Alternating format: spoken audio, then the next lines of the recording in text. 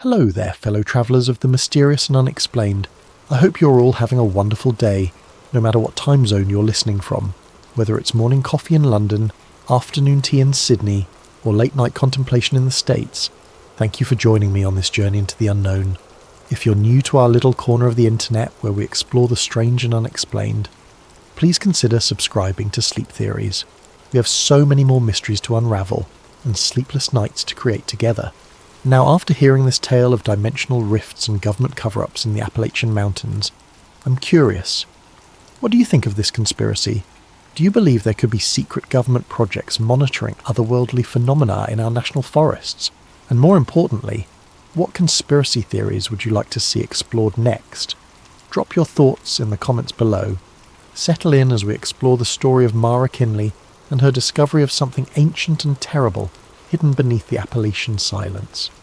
The key to Harold Kinley's mountain cabin felt heavier in Mara's palm than it should have, as if the weight of secrets had somehow transferred from her uncle's dead fingers to hers. 3 weeks had passed since the park rangers found him sitting upright against an oak tree, his body unmarked but his face frozen in an expression of such profound terror that the first responder had to take leave for a month afterward. Mara Kinley had always been good with patterns. As a cryptography professor at UNC Chapel Hill, she spent her days unraveling codes, finding meaning in chaos, making sense of the senseless. But nothing had prepared her for the pattern she was about to discover in the Blue Ridge Mountains. The cabin sat at the end of a gravel road that seemed to wind endlessly through dense forest. Mara's rental car crunched over fallen leaves as she pulled into what passed for a driveway. The structure before her was modest.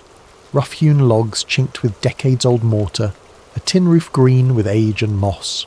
It looked like 1,000 other mountain retreats, the kind of place city folks rented to play at being mountain men for a weekend. But Uncle Harold had lived here year-round for the past 15 years, ever since his early retirement from what he'd always vaguely described as government consulting work. The front door stuck, swollen with mountain humidity, and Mara had to put her shoulder into it. The smell that greeted her was familiar yet wrong. Pine needles and old coffee, but underneath, something else. Something that reminded her of hospitals and fear. The main room was sparse but comfortable. A stone fireplace dominated one wall, cold ashes still sitting in the grate. Harold's coffee mug sat on the kitchen counter, a thin film of mould floating on the surface of whatever he'd been drinking. The morning he walked out into the woods for the last time. Mara found the box in the bedroom closet, hidden behind winter coats that still smelled like Harold's aftershave. It was an old banker's box, the kind used for storing files, and it was heavy. She carried it to the kitchen table and lifted the lid with the careful reverence reserved for opening caskets. Inside were maps, dozens of them, covering parts of Virginia, West Virginia, North Carolina, Tennessee and Kentucky. But these weren't ordinary topographical maps. They'd been marked, annotated, connected with red string that had been carefully taped in place. Coordinates were written in Harold's precise handwriting in the margins, along with dates going back decades. Beneath the maps were newspaper clippings, their edges yellow with age. Hiker missing on Appalachian Trail. Search called off for missing family. Experienced guide vanishes in Blue Ridge. The headlines blurred together, but the dates were what caught Mara's attention. 1936, 1943, 1951, 1962.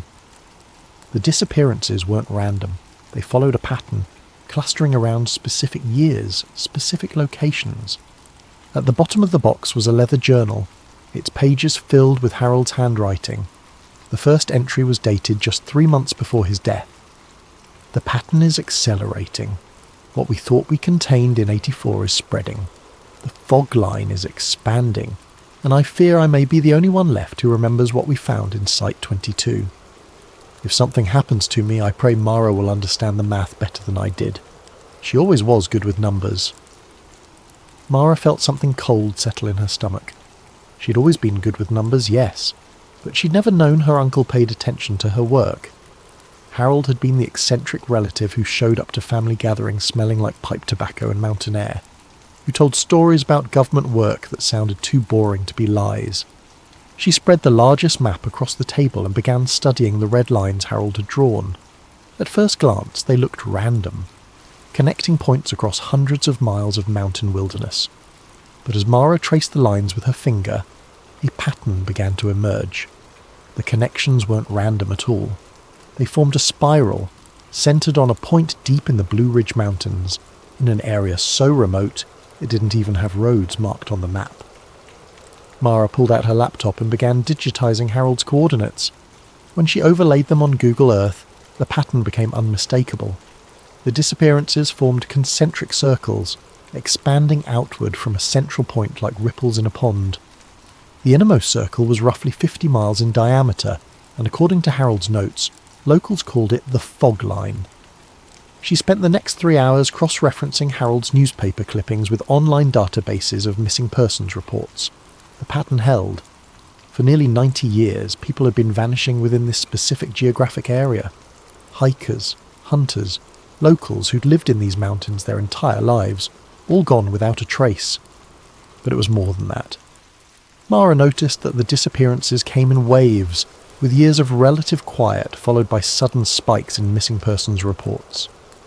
And the timing of these spikes corresponded with her uncle's annotations about something called atmospheric events. As evening approached, Mara drove down to the nearest town, a collection of perhaps 200 souls calling itself Millfield. The general store doubled as a post office and gas station, and the elderly woman behind the counter looked at Mara with the suspicious politeness reserved for outsiders. "You're Harold Kinley's niece," the woman said. It wasn't a question. News travelled fast in small mountain communities. "Yes, ma'am, I'm settling his affairs." The woman's expression softened slightly. "He was a good man, kept to himself mostly, but always polite. Terrible thing, what happened to him.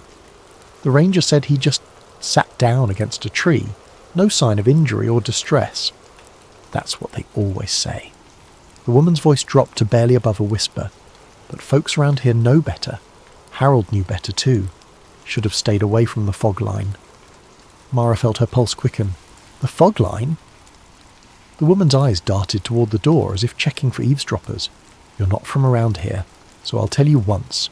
There's places in these mountains where the fog rolls in thick and the world goes quiet.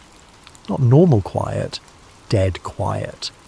Like someone threw a blanket over creation itself. When that happens, you get yourself downhill fast as you can. Don't matter what you're doing, don't matter what you left behind. You run downhill and you don't look back. What happens if you don't?" The woman's laugh was bitter. "Then you end up like your uncle. If you're lucky, if you're not." She shook her head. "There's things in that fog that ain't quite right. Things that look like people but ain't. Things that remember." That night, Mara sat in Harold's cabin with her laptop, researching everything she could find about atmospheric phenomena in the Appalachian Mountains. She found scientific papers about temperature inversions, humidity variations, and electromagnetic anomalies, but nothing that explained the pattern of disappearances or the terror in her uncle's final journal entries. As she read, the fog began to roll in through the valleys below the cabin. Mara watched it from the kitchen window, a grey mass that seemed to move with purpose rather than drifting on natural air currents. And as the fog thickened, the night sounds began to fade. First the insects, then the distant calls of night birds, until finally even the wind seemed to die. In the absolute silence that followed, Mara thought she heard something else. Footsteps on the gravel drive, slow and deliberate. She turned off her laptop screen and peered out the window, but the fog was too thick to see anything clearly. The footsteps stopped directly in front of the cabin. Mara held her breath, every instinct screaming at her to hide, to run, to do anything but wait to see what was outside her door. The silence stretched on for what felt like hours, but was probably only minutes. Then, just as suddenly as it had arrived, the fog began to lift and the night sounds gradually returned. She didn't sleep that night. The next morning brought clarity in more ways than one.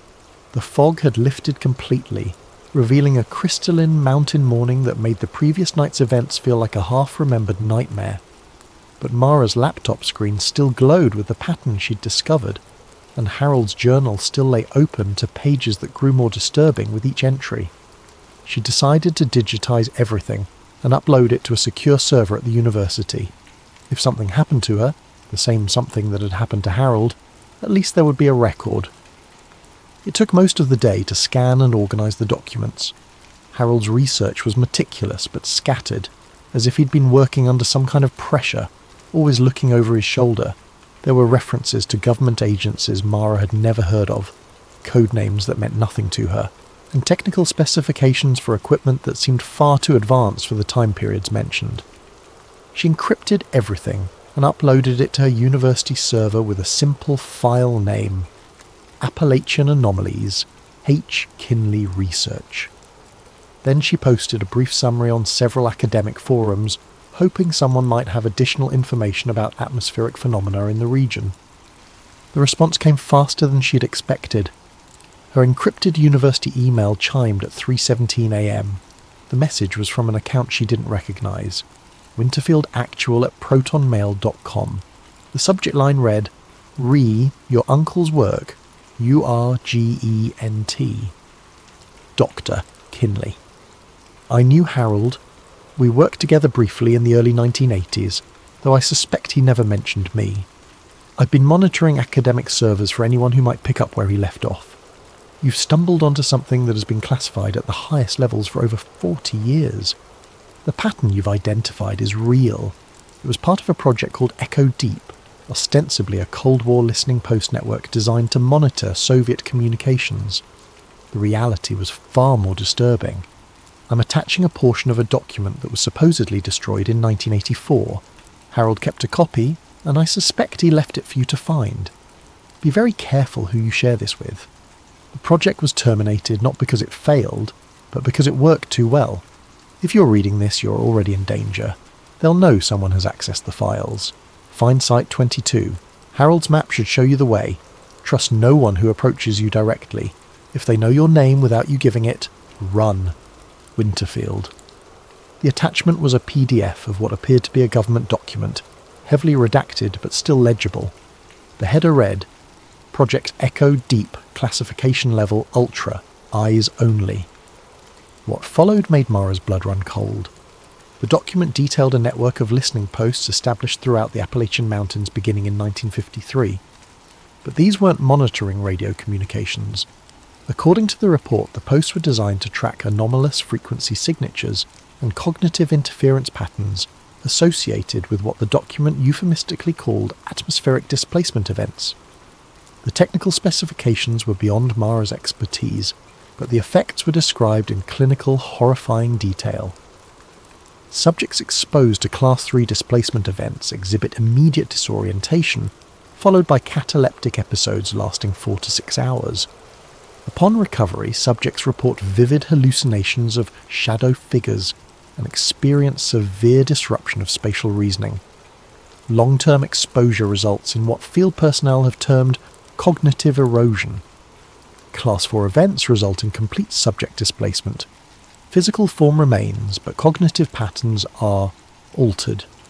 Affected subjects pass basic medical examination, but fail to respond to personal recognition protocols. Recommend immediate termination and cremation of remains. Class 5 events result in physical displacement of subjects to unknown location, dimension. No successful retrievals to date. A subsection detailed the equipment used at the listening posts.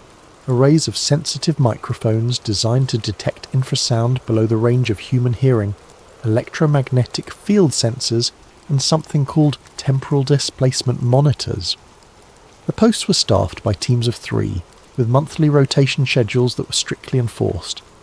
But it was the final section that made Mara's hands shake as she read, Site 22 has been experiencing increasing Class 4 and Class 5 events since October 1983. Personnel report compass malfunctions, temporal distortion, and visual contact with entities that do not appear on photographic equipment. Dr. Vincent Harrow's final report, dated November 15th, 1983, contained the following notation. They are not invaders. We are the invaders. This place belongs to something else, something older. The displacement events are not random, they are summons. The fog is not a weather phenomenon, it is a doorway. Dr. Harrow was found deceased at Site 22 on November 18, 1983. Cause of death listed as cardiac arrest, though no cardiac pathology was discovered during autopsy. Site 22 was sealed and declared off-limits on November 20th, 1983. Project Echo Deep was terminated effective December 1st, 1983. All personnel were debriefed and transferred to other assignments. All equipment was removed and destroyed. All documentation was ordered destroyed under National Security Directive 847. Addendum: Site 22 perimeter breach detected on March 15, 1984. Security team dispatched. Of 6 team members, 3 returned. Returning personnel exhibited signs of Class 4 displacement. Team leader recommended immediate nuclear sterilization of entire region. Recommendation denied due to civilian population concerns. Final addendum: Project Echo Deep reclassified as dormant rather than terminated. Monitoring protocols established with National Park Service cooperation.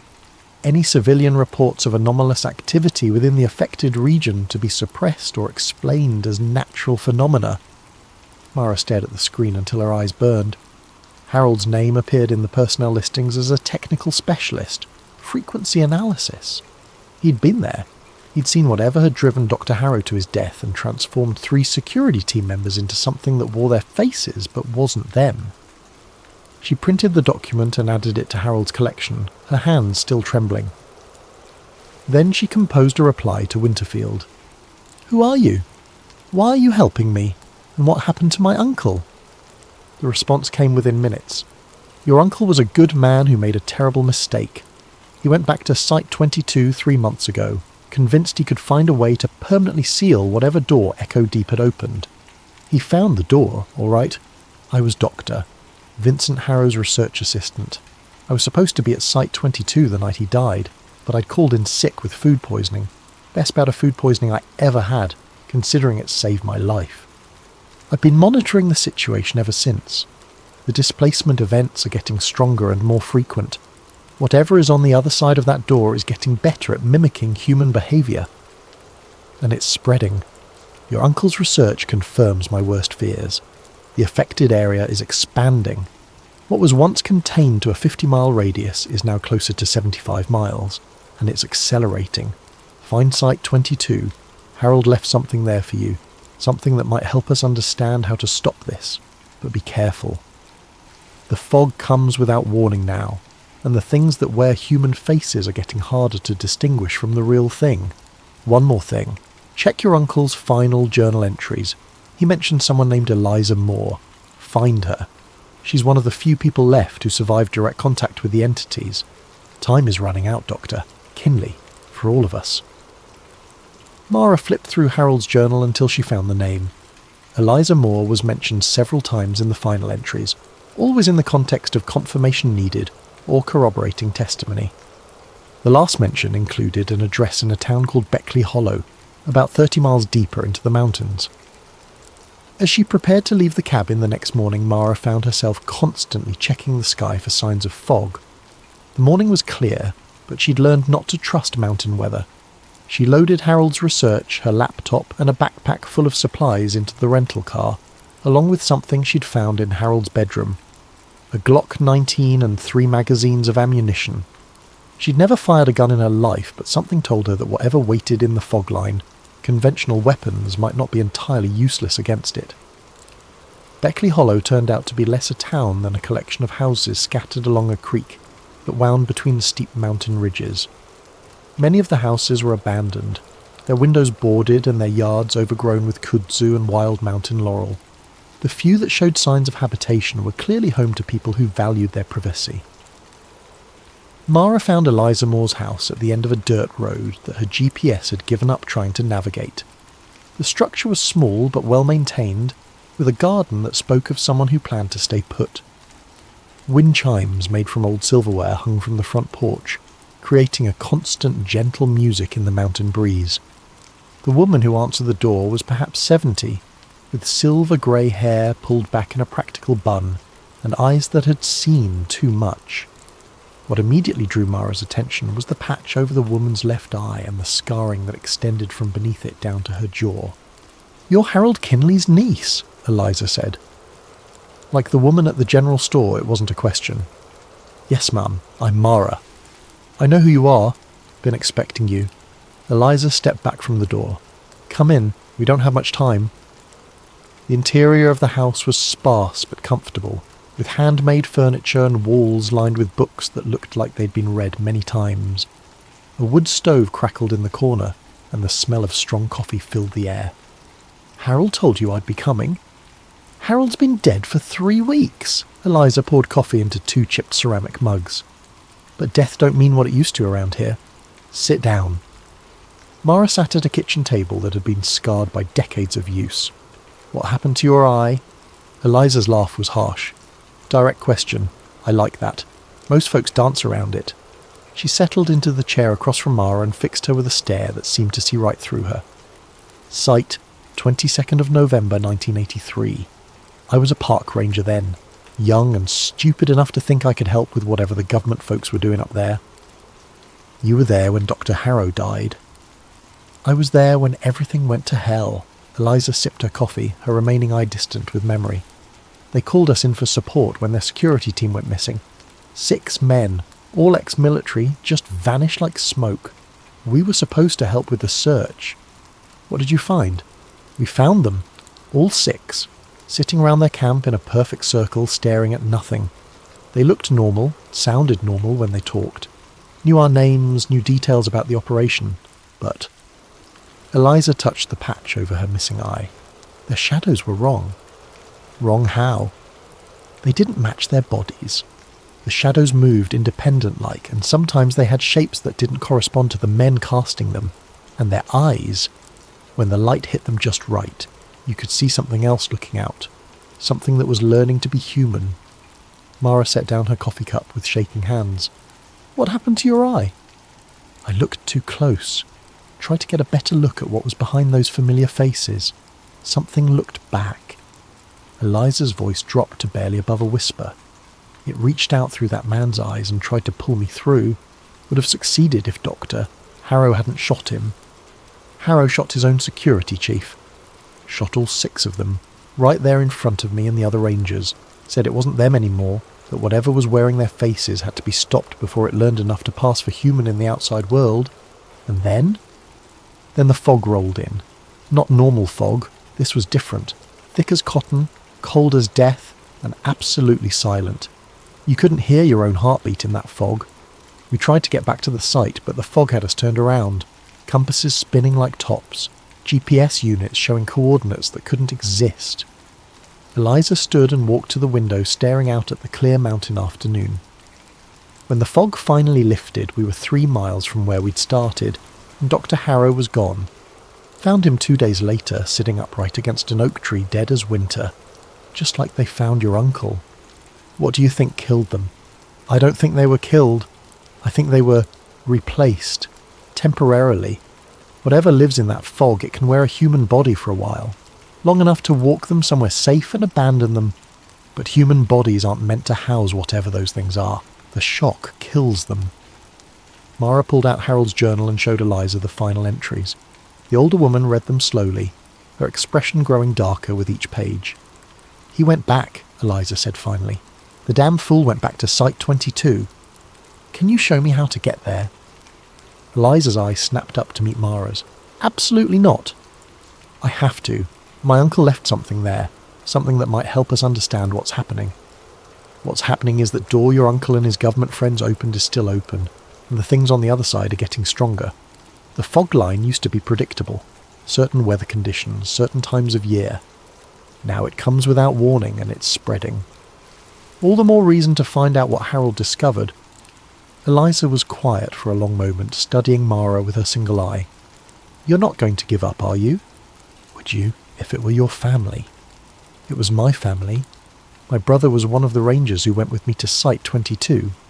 He was standing right next to me when the fog rolled in." Eliza's voice was barely audible.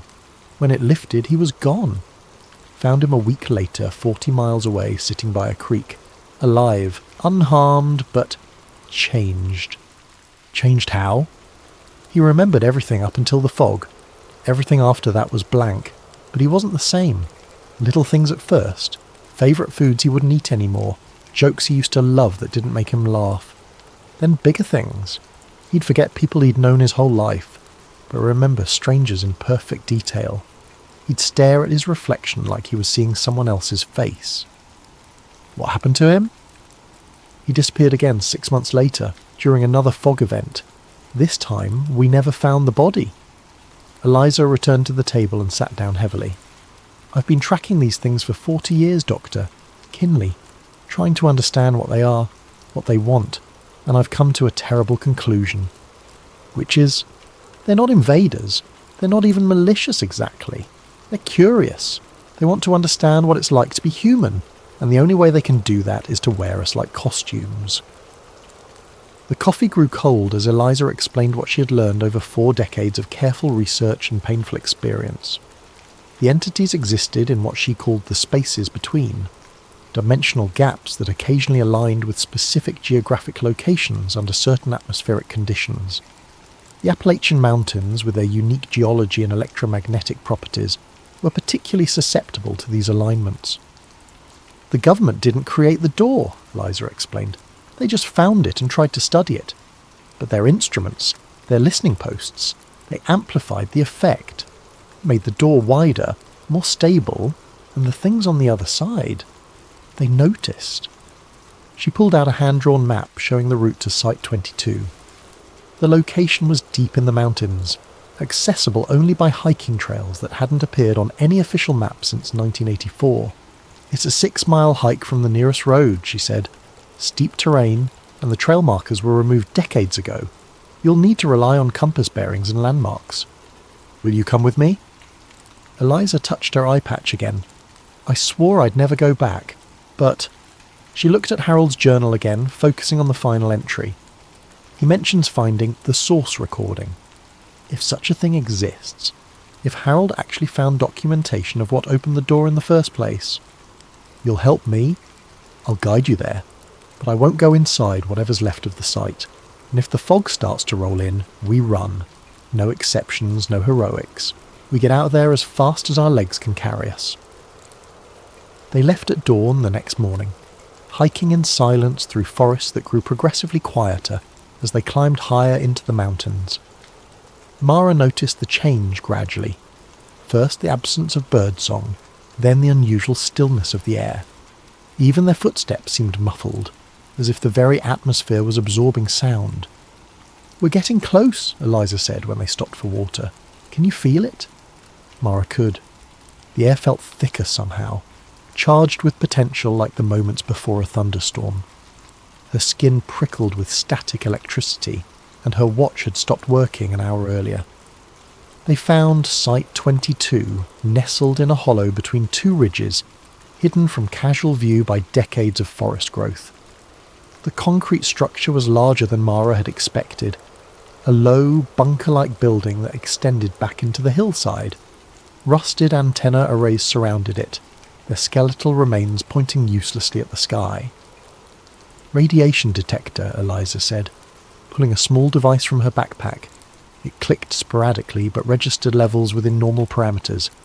Whatever they were doing here, it wasn't nuclear. The entrance to the facility was a heavy steel door set into the concrete facade. Someone had welded it shut long ago, but recently the welds had been cut with what looked like an industrial torch. The door stood slightly ajar. Harold, Mara whispered. He's been busy. Eliza checked her watch. We have maybe 3 hours before the afternoon fog typically rolls in. After that, we're hiking out in the dark, and trust me, you don't want to be on these trails after sunset. The interior of Site 22 was a tomb of outdated technology and accumulated dust. Emergency lighting still functioned, powered by some buried generator that had been running for 40 years. Corridors led deeper into the hillside, past rooms filled with obsolete computer equipment and banks of reel-to-reel tape recorders. Mara found Harold's trail in the dust, fresh footprints leading toward the back of the facility.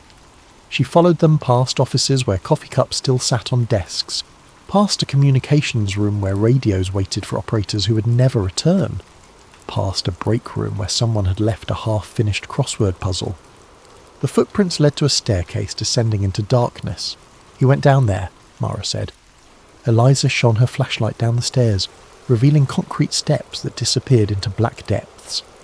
That's the monitoring station, where they kept the really sensitive equipment. They descended slowly, their footsteps echoing in the confined space.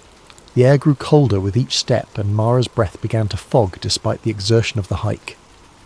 At the bottom of the stairs, a corridor stretched ahead, lined with doors that stood open like vacant mouths. Harold's footprints led to the last door on the right. The room beyond was circular, carved from living rock and lined with equipment that looked decades ahead of its time. Banks of monitors displayed scrolling data in languages Mara didn't recognise. In the centre of the room sat a chair facing a wall covered with screens, and in that chair... "Harold," Mara whispered. Her uncle sat upright, his hands folded in his lap, his eyes wide open and staring at the screens. He was perfectly preserved, as if he'd died only moments before, but dust covered his shoulders, and a spider had built a web between his fingers. "He's been here for weeks," Eliza said softly. "Maybe since the day he died." Mara approached the chair carefully. On the desk in front of Harold was an open journal, not the one she'd found at the cabin, but a new one. The final entry was dated the day of his death. "I understand now. The door was never meant to be closed because it was never meant to be opened. We didn't discover a portal to another dimension. We created one. The listening equipment, the infrasound generators, the electromagnetic field manipulators. They didn't detect the anomalies. They caused them. The entities aren't invaders. They're refugees. We tore a hole in their reality, and some of them fell through. They're trying to get home, but they don't understand our physics, our biology, our consciousness. When they inhabit our bodies, they're not trying to harm us. They're trying to learn how to exist in our reality. But human consciousness wasn't designed to share space with these beings. The contact is killing both sides." I found the source recording, the original signal that opened the door. It's stored in the main database, encoded in a frequency pattern that matches the infrasound signatures we've been tracking. If I can reverse the pattern, broadcast it through the original array. The journal entry ended mid-sentence. Mara looked at the screens Harold had been watching. They showed waveform patterns, frequency analysis, and something that looked like a countdown timer. The timer read, "Initialization, 72.4% complete." "He's been running some kind of program," Mara said, "for weeks." Eliza examined the equipment with growing alarm. These machines are still connected to the antenna array outside, if he was trying to broadcast something. The lights in the facility suddenly flickered, and from somewhere deep in the mountain came a sound like the world's largest tuning fork being struck. The screens around them flared brighter, and the countdown timer jumped to 73.1%. "We need to leave," Eliza said. "Now." But Mara was reading Harold's final journal, piecing together his last desperate plan. He figured out how to close the door. The signal that opened it, if you reverse the frequency and broadcast it at the right power level, it should collapse the dimensional rift. Should being the operative word, what if he's wrong? What if instead of closing the door, he makes it bigger? The tuning fork sound came again, longer this time, and Mara felt it in her bones. On the screens, the countdown jumped to 75.8%. "Look," Mara said, pointing to one of the monitors. It showed a map of the region with concentric circles radiating out from Site 22. As they watched, the innermost circle contracted slightly. "It's working," she breathed. "The affected area is shrinking." But Eliza was looking at another screen that showed external camera feeds from around the facility. "Mara?" The fog was rolling in. Not the slow, natural fog Mara had seen from Harold's cabin, but a thick, purposeful mass that moved like a living thing. It flowed up the mountainsides and through the valleys with impossible speed, reaching towards Site 22 like grasping fingers. "They know," Eliza whispered. "The entities know what's happening. They're trying to stop it." The countdown timer reached 80%, and the mountain shook as if something massive had struck it from below. Harold's corpse remained perfectly still in his chair, but his eyes seemed to track their movement. "That's not possible," Mara said. "Nothing's been possible for 40 years. Eliza grabbed Mara's arm. "We have to go. The fog will be here in minutes. But Mara was transfixed by the screens. The countdown was accelerating now, jumping in larger increments. 82%, 85%, 88%. Each increase was accompanied by tremors that shook dust from the ceiling. On the external cameras, she could see shapes moving in the fog. Tall, elongated figures that walked with the wrong number of joints, their shadows trailing behind them like dark smoke. As they got close to the cameras, their forms became more recognisably human, as if proximity to the facility was teaching them how to appear normal. "They're learning," Mara said with horrible fascination. "Even now, they're still trying to understand us." 91%, 93%, 95%. The lights went out. Emergency lighting kicked in a moment later, bathing everything in hellish red. Harold's body was gone from the chair, but his journal remained open on the desk.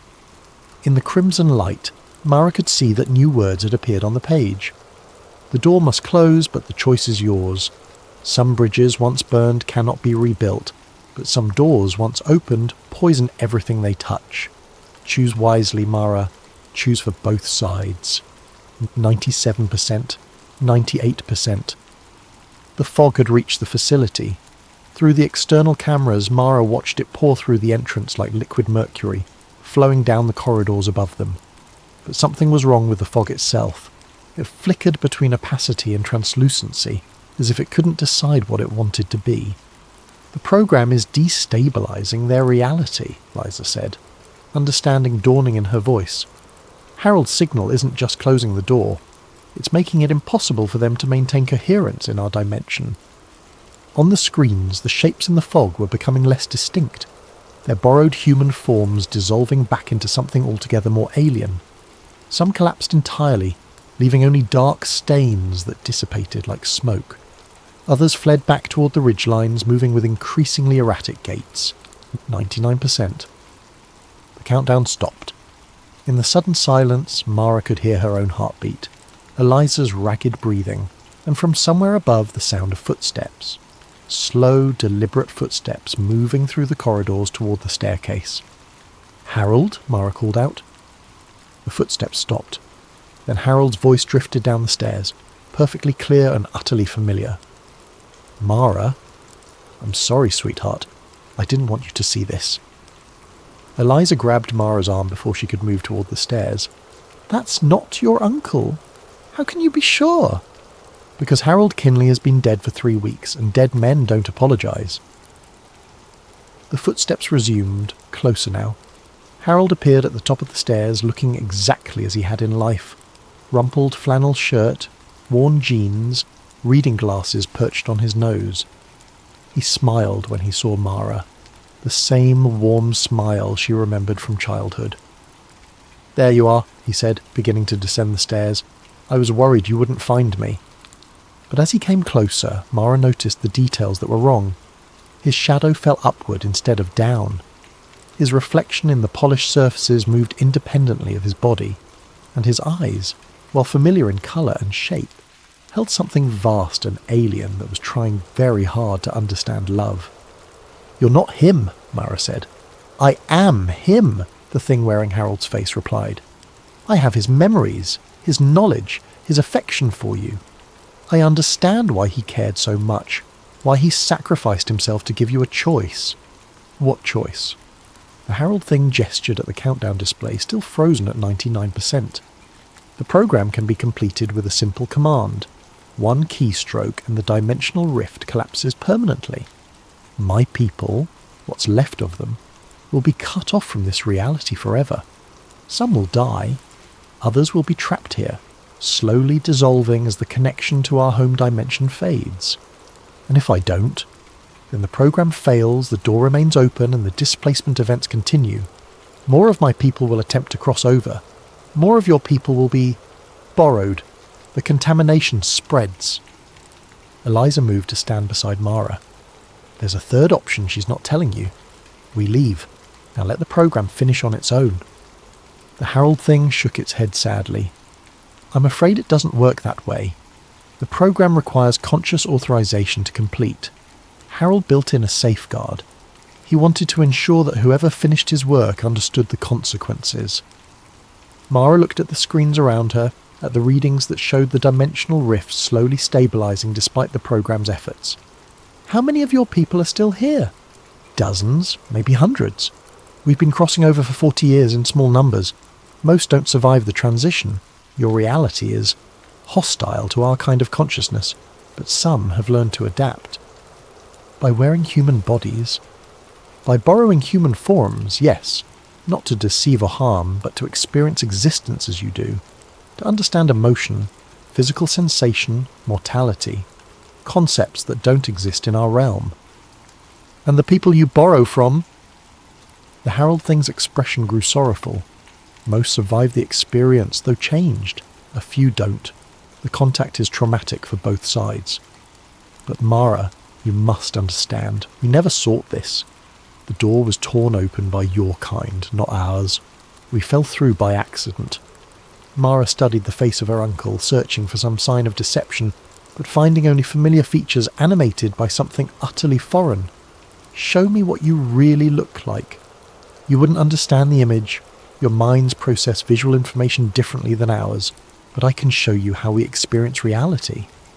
The Herald Thing extended its hand toward Mara, just for a moment, so you can make an informed choice. Don't, Eliza warned. That's how they pulled my brother through. But Mara was already reaching out. The moment her fingers touched the Herald Thing's hand, the world exploded into sensation beyond description. She found herself existing in multiple dimensions simultaneously. Awareness scattered across probability cascades that stretched into infinity. Emotion wasn't feeling, but colour. Memory wasn't recollection, but living architecture. Time wasn't linear, but spherical, with all moments existing in eternal present. And in this impossible space she sensed them. The entities that had been torn from their home and cast into a reality that burned them simply by existing. She felt their confusion, their desperate attempts to understand sensation and mortality and loss. She experienced their clumsy, well-intentioned efforts to connect with humans, not realizing that the contact was poisonous to both species. They weren't invaders. They were refugees, trapped between worlds, slowly dying from exposure to alien physics. The contact lasted only seconds before Mara yanked her hand away, gasping. The ordinary three-dimensional world felt suddenly cramped and limited, like trying to breathe underwater. Now you understand, the Herald Thing said gently. We're not monsters. We're just lost. Mara looked at the countdown display, still waiting for her decision. On other screens, she could see the fog beginning to dissipate as the entities retreated, their forms becoming increasingly unstable. Whatever Harold's program was doing, it was working. The door was closing. But at what cost? How many beings would be condemned to slow dissolution in a reality they couldn't survive? How many would be cut off forever from whatever passed for home in their incomprehensible dimension? There's another way, she said suddenly. Both Eliza and the Herald Thing looked at her sharply. The program doesn't have to close the door completely. According to Harold's notes, the original signal was amplified by the Echo Deep equipment. What if we just reduce the amplitude? Make the door smaller, more stable, but not closed? That's possible, the Herald Thing admitted, but it would require constant maintenance. Someone would need to monitor the equipment, adjust the signal strength as conditions change. Someone like me? Mara, no, Eliza said. You don't understand what you're proposing. Constant exposure to the dimensional interface. It would change you. Over time, you'd become something in between human and them. But it would work. A controlled door, small enough to prevent mass displacement events, but large enough to allow gradual supervised contact. The Herald Thing nodded slowly. It could work, but the cost would be mine to pay. Mara moved to the control console. The modification to Harold's program would be complex, but not impossible. Instead of collapsing the dimensional rift, she could stabilize it at a much smaller aperture. The entities could return home gradually, and the few who chose to remain could do so under controlled conditions. But someone would need to stay here, to monitor the interface, to serve as a bridge between two incompatible realities, and that someone would slowly become something that belonged fully to neither world. I'll help you, Eliza said quietly. Number, you've sacrificed enough already. My brother is still out there somewhere in whatever passes for that place. If there's a chance he could come home. Mara began typing, her fingers flying across the keyboard as she modified Harold's code. The countdown display flickered and changed, now showing stabilization protocol initializing. You realise, the Herald thing said, that I can't guarantee what this will do to either of our species. Controlled contact is still contact. There will be changes on both sides. Evolution, Mara said without looking up from her work. Maybe it's time both our species learned something new. The program completed compilation. All that remained was to execute it. Mara's finger hovered over the enter key. Around her, the screen showed the fog retreating further, the dimensional rift fluctuating between stability and collapse. Soon, the decision would be made for her, either by the complete failure of Harold's original program or by the random collapse of the weakened rift. For what it's worth, the Herald thing said, your uncle would be proud. Mara pressed enter. The change was immediate and disorienting. The countdown display shifted to stabilization in progress, and the mountain itself seemed to exhale. The tremors stopped, replaced by a deep harmonic vibration that Mara felt in her bones. On the screens around them, the dimensional rift visibly contracted, shrinking from a chaotic tear in reality to something resembling a controlled aperture. The fog outside began to move differently, no longer the purposeful seeking mass it had been, but more like natural weather patterns guided by intelligence. Through the external cameras, Mara watched the entities retreat toward the new, smaller portal, their forms becoming more stable as they moved closer to home. It's working, Eliza breathed. But the Herald thing was watching Mara with growing concern. The changes have already begun. Mara looked down at her hands and saw what he meant. Her skin had taken on a faint translucent quality, and when she moved her fingers, she could see the echo of the motion trailing behind like visual reverb. The contact with the entity's true form, combined with her proximity to the stabilized rift, was already altering her cellular structure. How long do I have, she asked, before you become something else entirely? Years, perhaps. But the process is irreversible. Eventually you'll exist in both dimensions simultaneously. You'll understand both forms of consciousness, but belong fully to neither. Mara nodded, surprised by how calm she felt. Will I still be me? You'll be you, plus something more. The question is whether your sanity can handle the expansion. Over the following hours, they established protocols for the new reality. The stabilized rift would be monitored continuously, with adjustments made as needed to maintain the delicate balance. The entities could return home at their own pace, and any who chose to remain would do so under careful supervision. Eliza agreed to serve as liaison with the outside world, creating cover stories for the continued government monitoring of the site. They would tell anyone who asked that it was a geological survey station, studying seismic activity in the region. What about the people who were borrowed? Mara asked. They'll recover gradually, Harold Thing replied. The memories of the contact will fade, though some may retain fragments. They'll need counselling, but they'll be fundamentally themselves again. And you? The entity smiled with Harold's face. I'll go home. This borrowed form has served its purpose, and maintaining it is exhausting. But I wanted to thank you first for understanding what we really are. Will others of your kind try to cross over? Some, yes, but fewer now and under controlled conditions. The random displacement events should cease entirely within a few months as the dimensional interface stabilizes. As dawn approached, the Herald Thing began to fade, its borrowed human form becoming increasingly translucent. One last thing, it said. Your uncle really did love you. That wasn't part of my mimicry. That was genuine memory, genuine emotion. In trying to understand him, I learned what love meant. Thank you, Mara whispered.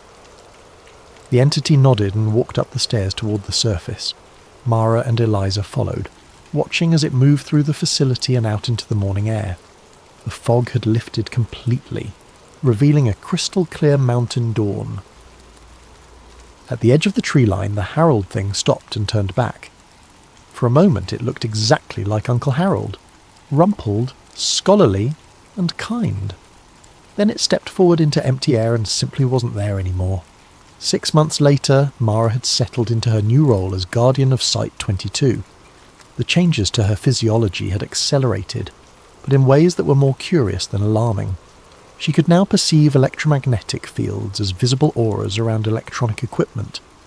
She could sense dimensional fluctuations hours before they occurred, and sometimes, when she was very still and quiet, she could hear the whispered conversations of entities on the other side of the portal. The displacement events had indeed ceased. The few hikers who reported strange encounters in the fog line spoke of helpful strangers who appeared out of the mist to guide them back to marked trails, entities who had chosen to remain and were learning to coexist peacefully with human visitors. Eliza visited weekly, bringing supplies and news from the outside world. The government had officially classified Site 22 as a long-term geological monitoring station, which provided excellent cover for the real work being done there. "Any word from your brother?" Mara asked during one of these visits. "Actually, yes." Eliza's face brightened. "He showed up at my door last week. Still himself, but different. He remembers everything now, both his time here and his time on the other side.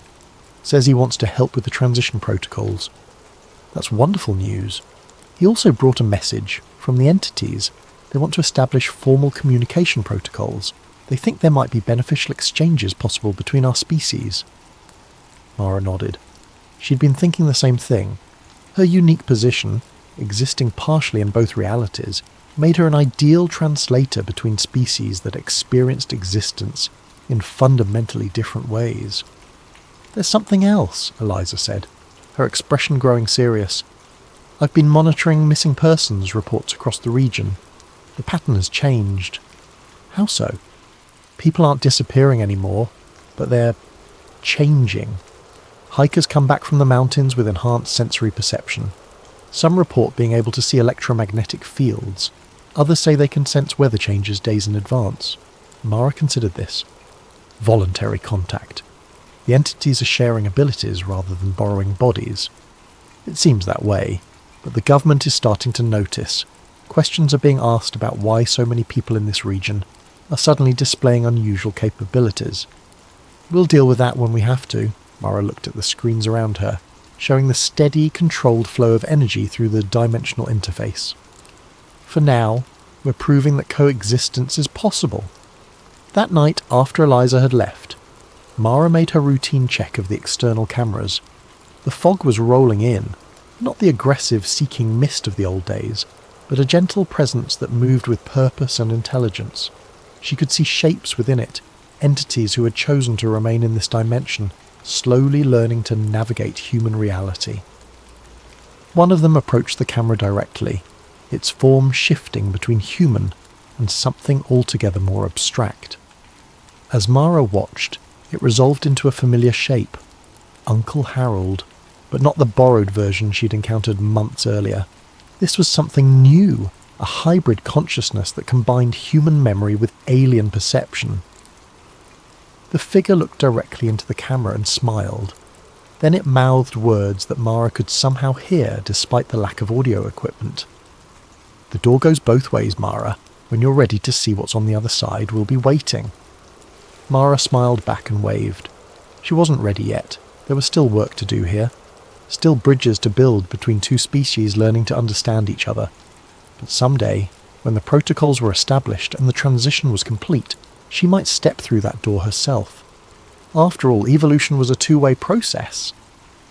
She looked at her reflection in the dark window, noting how her features had begun to shift subtly over the months. She was becoming something new, something that belonged to both worlds and neither.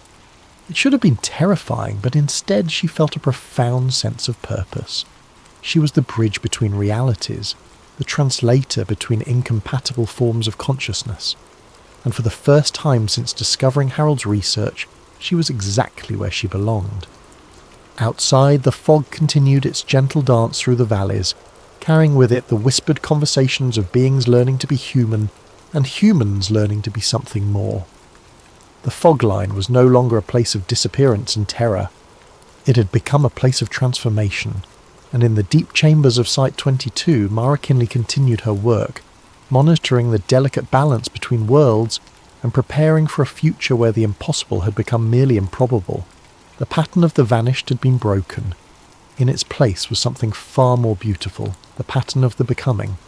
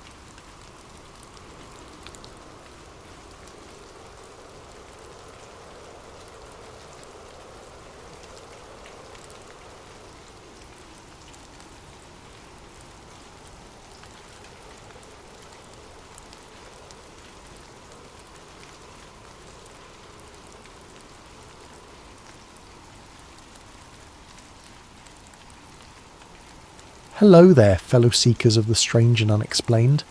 Before we dive into tonight's tale, I'm curious about you, our listeners scattered across this vast world of ours. How has your day been treating you? What time is it where you are right now? Are you listening from a bustling city, a quiet suburban home, or perhaps somewhere more remote? I love knowing that our community spans continents and time zones, united by our fascination with the mysteries that lurk just beneath the surface of our everyday reality. Speaking of mysteries, if you're enjoying these deep dives into the unknown, please consider subscribing to Sleep Theories. Your support helps us continue exploring the darkest corners of conspiracy, the paranormal, and those unsettling questions that keep us awake at night. Now, settle in as we explore a story that will make you question the very nature of memory, reality, and truth itself.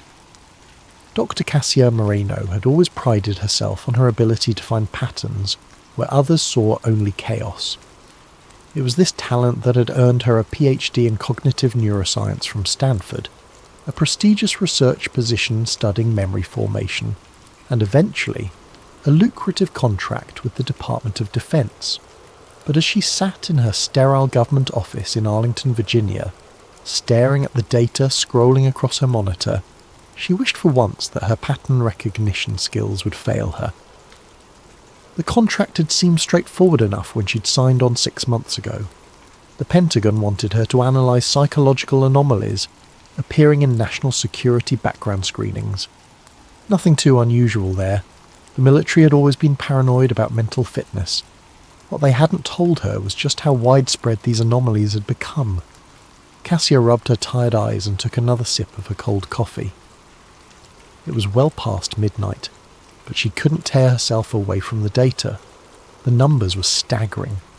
In the past 18 months, over 3,000 federal employees, military personnel and contractors had failed routine psychological evaluations, not because of mental illness or instability, but because they had given consistently wrong answers to what should have been simple questions about commonly known facts.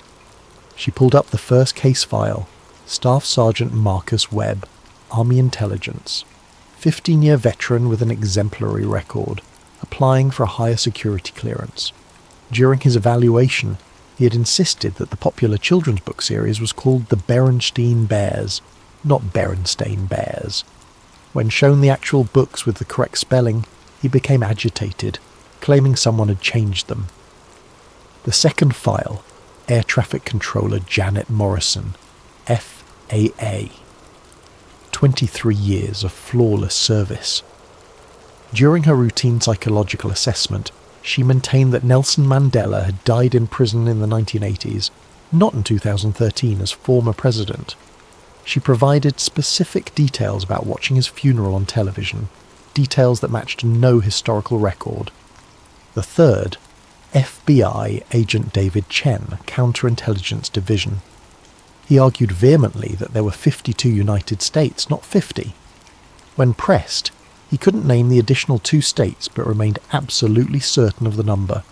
File after file revealed the same disturbing pattern. Highly trained, mentally stable individuals with impeccable records were suddenly remembering a different version of reality. What made Cassia's skin crawl wasn't the wrong answers themselves. False memories were well documented in psychological literature. What terrified her was the consistency. The same wrong answers given by completely unrelated people across the country. People who had never met, never communicated, yet shared identical false memories down to the smallest details. It defied everything she knew about how memory worked. Cassia opened a new document and began typing her preliminary report, but paused when she noticed something else in the files. A single phrase kept appearing in the margins of the evaluation reports, always handwritten by different assessors. Project Manifold, Level E access only. She tried searching the Pentagon's database for any reference to Project Manifold. Access denied. She tried the Defense Intelligence Agency. Access denied. Every search led to the same digital wall, the same terse message. Insufficient clearance level. Cassia leaned back in her chair, her mind racing. In her 3 decades of scientific research, she had learned to trust her instincts. And right now, every instinct was screaming that she had stumbled onto something much larger and more dangerous than a simple psychological study. She picked up her secure phone and dialed a number she hadn't called in over 5 years. "Haruto, it's Cassia Moreno. I know it's late, but I need to talk to you about something. Something involving CERN and quantum mechanics." There was a long pause on the other end of the line. "Cassia," Dr. Haruto Seldine's voice was barely above a whisper. "Are you calling from a secure line?" "Of course, Pentagon issued. Why?" Another pause. "Because if you're calling me about what I think you're calling about, then they're already watching you." The coffee shop in Georgetown was crowded enough to provide cover, but not so packed that their conversation would be drowned out. Cassia had chosen a corner table with clear sight lines to all entrances, a habit she'd developed during her early consulting work with the CIA. Dr. Haruto Seldin arrived precisely on time, looking older than his 63 years, his once black hair now silver, his dark eyes carrying the weight of secrets. "You look like hell, Haruto," Cassia said as he sat down across from her. "So do you, but then most people do once they start seeing the cracks." He ordered black coffee from the approaching waitress and waited until she was out of earshot before continuing. "Tell me what you found." Cassia slid a tablet across the table, showing him her compiled data on the psychological anomalies. Haruto's expression grew darker with each page he scrolled through. "The Mandela effect," he said finally. "That's what they're calling it now, isn't it? Named after that woman, Fiona Broome, who first documented the phenomenon online. You know about this?" "Know about it?" Haruto laughed bitterly. "Cassia, I helped create it." The words hit her like a physical blow. "What are you talking about?" Haruto glanced around the coffee shop nervously before leaning forward. 2012. You remember I left CERN abruptly, told everyone I was burned out, wanted to return to private research. Yes, you never explained why. I couldn't. I'd signed NDAs that would have landed me in federal prison for the rest of my life. But things have changed. The project is supposed to be shut down, and frankly, I'm tired of carrying this alone. He paused, choosing his words carefully. I was recruited for something called the Manifold Initiative. Officially, it was dimensional stability fieldwork. Unofficially, it was the most dangerous experiment in human history. Cassia felt her mouth go dry. Explain. The Large Hadron Collider at CERN, and several smaller facilities like it around the world, don't just smash particles together for research. the energy levels we achieve, the exotic matter we create, it has unintended consequences. We started noticing small discrepancies in our data, tiny variations in physical constants, minute changes in historical records stored in our databases. Changes? At first we thought it was equipment malfunction or data corruption, but then we started comparing notes with other facilities, cross-referencing with historical archives. The discrepancies were real, and they were spreading. Small tears in what we call space-time, micro-fractures that allowed alternate versions of reality to bleed through. Cassia stared at him in disbelief. You're talking about parallel universes. I'm talking about the multiverse, Cassia. The theory that every quantum possibility creates a separate timeline, a separate reality. We discovered that these realities aren't as separate as we thought. Under certain conditions, they can overlap, interfere with each other, and we had inadvertently created those conditions. Haruto reached into his jacket and pulled out a manila folder. The Mandela effects people are experiencing aren't memory glitches, they're timeline fractures. The question isn't why people remember differently, it's why the record changed around them. He opened the folder and slid out 2 documents. Both appeared to be copies of the Declaration of Independence, aged and authentic looking. But there was a crucial difference. This one, Haruto pointed to the first document, refers to the 13 unified colonies. This one mentions the 13 United States. Both are from the National Archives. Both have matching provenance. Both exist simultaneously in our reality. Cassia examined the documents with growing horror. The handwriting was identical, the paper and ink appeared genuine, even the water stains and age marks matched perfectly. But the words were different. How is this possible? Because we're living in a merged timeline, Cassia. Fragments of different realities bleeding together, creating inconsistencies that our brains struggle to process. Most people's minds simply adjust, accepting the new reality as it overwrites the old. But some people with certain neural patterns, certain types of memory formation, they retain traces of the original timeline. The people in my files? Exactly. They're not mentally ill or delusional. They're remembering correctly. They're just remembering a different version of reality that used to exist. Haruto's voice dropped to barely audible. And that's when the government got involved. The Nevada desert stretched endlessly in all directions, a barren landscape of scrub brush and red rock under the merciless afternoon sun. Cassia checked her GPS again, confirming she was still on course toward the coordinates Haruto had given her. The facility was supposed to be abandoned, shut down after the Manifold Initiative was terminated in 2014. But as she crested a low hill, she could see the signs of recent activity. The surface installation looked innocuous enough. A cluster of beige concrete buildings surrounded by a chain-link fence topped with razor wire. Warning signs declared it a restricted government research facility, but they looked weathered and old. What caught Cassia's attention were the tyre tracks in the sand, too fresh to be from the facility's supposed shutdown 8 years ago. She had driven out here on impulse, needing to see the place Haruto had described with her own eyes. He had been reluctant to give her the location, warning her that even though the project was officially terminated, certain elements within the government might still be monitoring the site. But Cassia had pushed, and eventually he had relented. The Ananki ring, he had told her, named after the Greek goddess of necessity and fate. Ironic, considering what we were doing there. Now, standing at the fence in the desert heat, Cassia felt a chill that had nothing to do with the temperature. She had brought bolt cutters, telling herself she was just going to take a quick look around the perimeter, but as she cut through the chain link, she knew she was crossing a line from which there might be no return.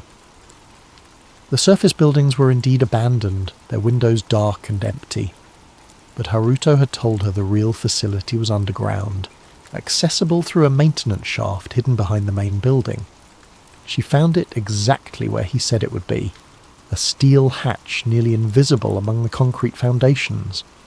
The ladder descended farther than she had expected, flashlight beam disappearing into darkness below. When she finally reached the bottom, she found herself in a corridor carved from solid rock, stretching away into the mountain. Emergency lighting fixtures lined the walls, dark and dead. The air smelled of ozone and something else, something that made her skin crawl with an indefinable wrongness. Following the corridor, she emerged into a vast underground chamber that took her breath away. The Ananki ring stretched before her like the skeleton of some massive prehistoric creature. The particle accelerator tunnel was smaller than the one at CERN, but no less impressive, its superconducting magnets and detection equipment dark and silent. But it was what she found in the control room that made her blood run cold. Banks of servers lined the walls, their status lights blinking softly in the darkness. They hadn't been shut down. They were running on auxiliary power, maintaining something even after all these years. Cassia found a terminal that was still active and began scrolling through the system logs. What she read made her hands shake. Timeline variant 57, Looney Tunes/Toons, probability shift successful. TVO session 12, Mandela test cohort, memory pattern stable. Session abort, Princess Diana lives timeline, cascade effect detected. Reality anchor points, Nelson Mandela death shift, implementation complete. Berenstein-Berenstain variant, low-level reality bleed, monitoring ongoing. Page after page of session logs detailed deliberate attempts to alter reality, to shift timelines and manipulate collective memory. This wasn't accidental bleed-through from parallel universes, it was weaponized reality manipulation. Cassia found a folder labelled Operation Memory Garden and opened it with trembling fingers. The documents inside outlined a collaboration between the Department of Defense, the CIA, and several private defense contractors. The goal was to use quantum resonance frequencies to shift perception, to alter collective memory patterns, and ultimately to rewrite history itself. Some experiments had been small-scale tests, changing minor details like cartoon character names or the spelling of children's books. Others were more ambitious, attempting to erase entire political scandals or alter the outcomes of elections. A few entries made reference to cosmic-level interventions, attempts to change major historical events. The final document in the folder was dated just 6 months ago. It was titled Phase 3 Implementation, Mass Memory Synchronization. The summary made Cassia's stomach turn. Following successful small-scale reality modifications, recommend proceeding to Phase 3, complete timeline consolidation. Using satellite-based quantum resonance arrays, we can achieve global memory synchronization, eliminating dangerous alternate timelines and establishing a single controlled narrative of history. Cassia printed every document she could find, her scientific training warring with her growing terror. She had always believed in the primacy of truth, in the objective reality of facts and evidence. But what she was reading suggested that truth itself could be manipulated, that reality was far more fragile than anyone had imagined. As she prepared to leave, she noticed one final folder labelled the Rememberer's Security Threat Assessment. Inside were photographs and dossiers of people from around the world, civilians, military personnel, scientists, all connected by one common thread. They remembered alternate versions of reality. At the top of the list was her own photograph, with a note written in red ink. Priority target, containment protocol approved. Cassia barely slept for 3 days after her return from Nevada. Every shadow seemed to hide a government agent. Every phone call might be her last. She had uploaded the documents from the Ananki ring to multiple encrypted cloud servers and sent copies to journalists, scientists, and anyone else she thought might be able to help expose the truth. But so far the response had been minimal. A few conspiracy theory websites had picked up the story, but mainstream media dismissed it as elaborate fiction. That changed when she received a message through her encrypted email account. Dr. Moreno, if you're reading this, then you've seen behind the curtain. You're not alone. There are others who remember, others who know the truth. If you want answers, meet us at the coordinates attached. Come alone and watch for surveillance. The timeline depends on it. MP. The coordinates led her to an abandoned warehouse in Baltimore, a 3-hour drive from her Arlington apartment. Cassia arrived after dark. Her nerves stretched to the breaking point. The warehouse appeared empty, but as she approached the loading dock, a door opened and a shadowy figure beckoned her inside. Dr. Moreno, I'm Malik Price. The man who greeted her was in his 40s with greying hair and the bearing of a career military officer. Thank you for coming. We've been following your work with great interest. He led her through the dark warehouse to a hidden room behind a false wall. Inside, she found something she hadn't expected. A sophisticated command centre filled with computers, monitors, and communication equipment. More surprising were the dozen people working at various stations, all turning to look at her as she entered. Welcome to the Rememberers, Malik said. We're what you might call the Resistance. Resistance to what? To having our reality stolen from us. A woman approached from one of the computer terminals. She was young, maybe 30, with the intense eyes of someone who had seen too much. I'm Dr. Sarah Chen. Until 2 years ago, I was a quantum physicist at MIT. Then I started remembering things that supposedly never happened. Like what? Like the fact that Australia used to be much farther south. Like the fact that the human heart is located in the centre of the chest, not shifted to the left. Like the fact that there used to be 52 states, not 50. Sarah's voice grew angry. But every time I tried to research these memories, I found that reality had been changed around me. Maps were different, anatomy textbooks had been altered, historical records didn't match what I remembered. Malik gestured toward a large wall map covered in coloured pins. We've been tracking timeline anomalies for 5 years now. Each pin represents a confirmed reality shift, a place where multiple people remember the same alternate version of history. The pattern is clear. The shifts are accelerating, and they're becoming more invasive. Cassia studied the map, her scientist's mind automatically analysing the data. The clusters follow population centres, but there are outliers. What causes the geographical variations? We think it's related to quantum field fluctuations, said another man, introducing himself as Dr. James Morrison, a former CERN researcher.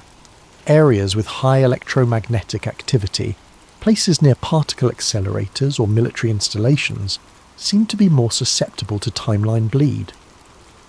But it's not random, Sarah added. We've identified clear patterns in the types of changes being made. Historical events that made the government look bad are being erased. Scientific discoveries that challenge official narratives are being altered. Even popular culture is being modified to remove subversive messages. Malik pulled up a chair and sat across from Cassia. We know about your discovery at the Ananki ring. We've been aware of Project Manifold for years, but we could never prove it existed. Your documentation is the first concrete evidence we've seen. How many of you are there? More than you might think, fewer than we need. The problem is identification. Most people don't realise their memories have been altered. The brain is remarkably adaptable. When reality changes around them, they simply accept the new version as correct. Only certain individuals retain traces of the original timeline. What makes them different? Dr. Morrison leaned forward. We're still researching that, but we have some theories.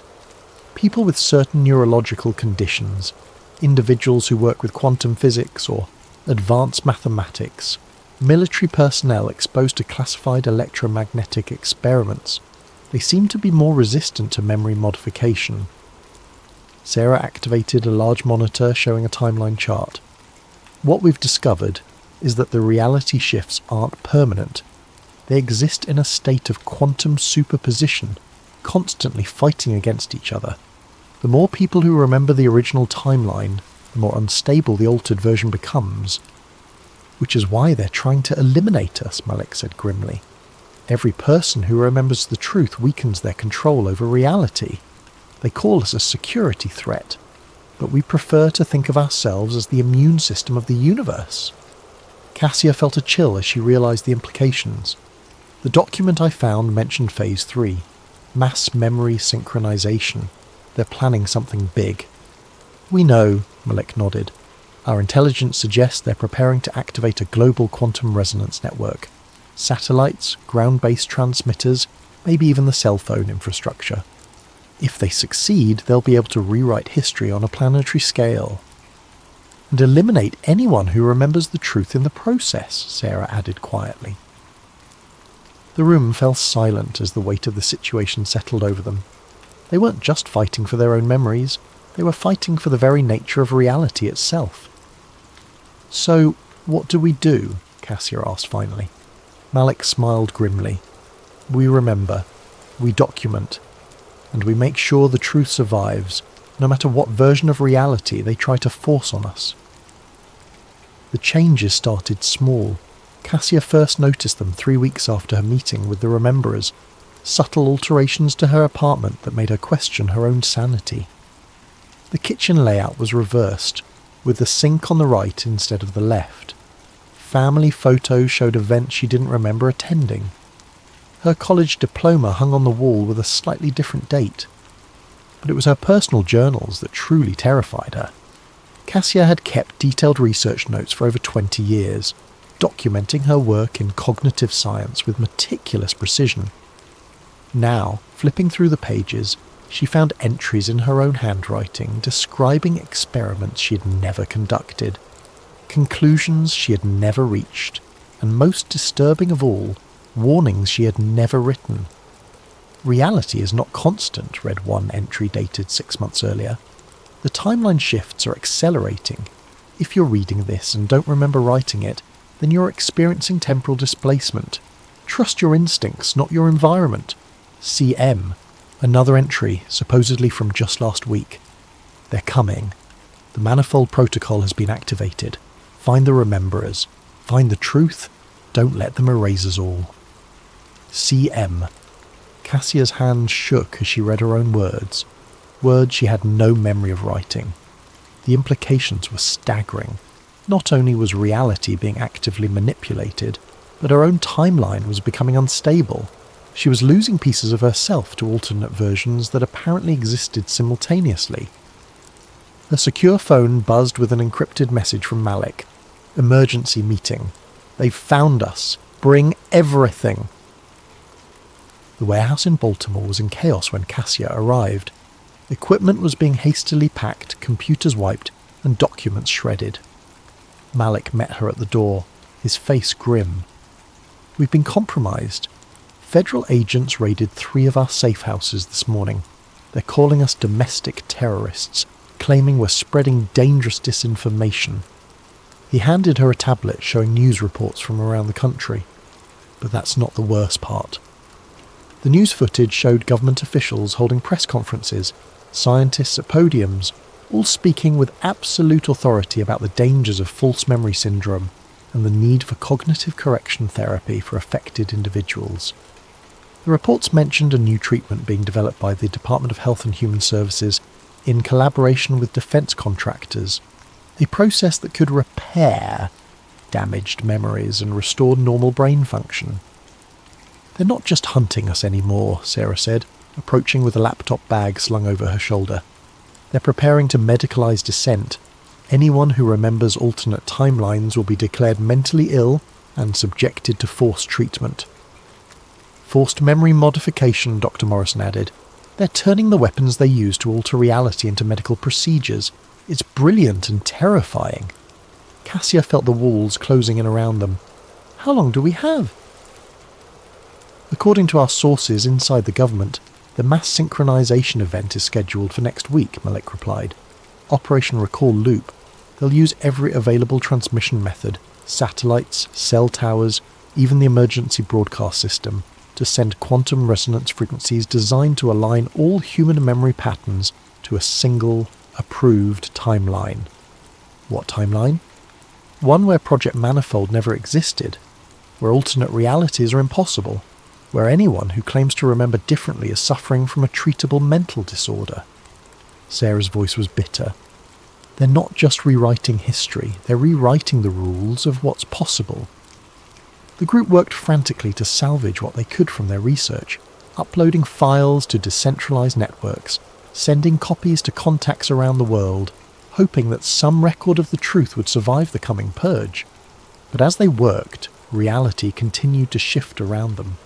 Cassia watched in horror as newspaper headlines changed while she was reading them, as photographs flickered between different versions of the same events, as the very text on her computer screen rewrote itself in real time.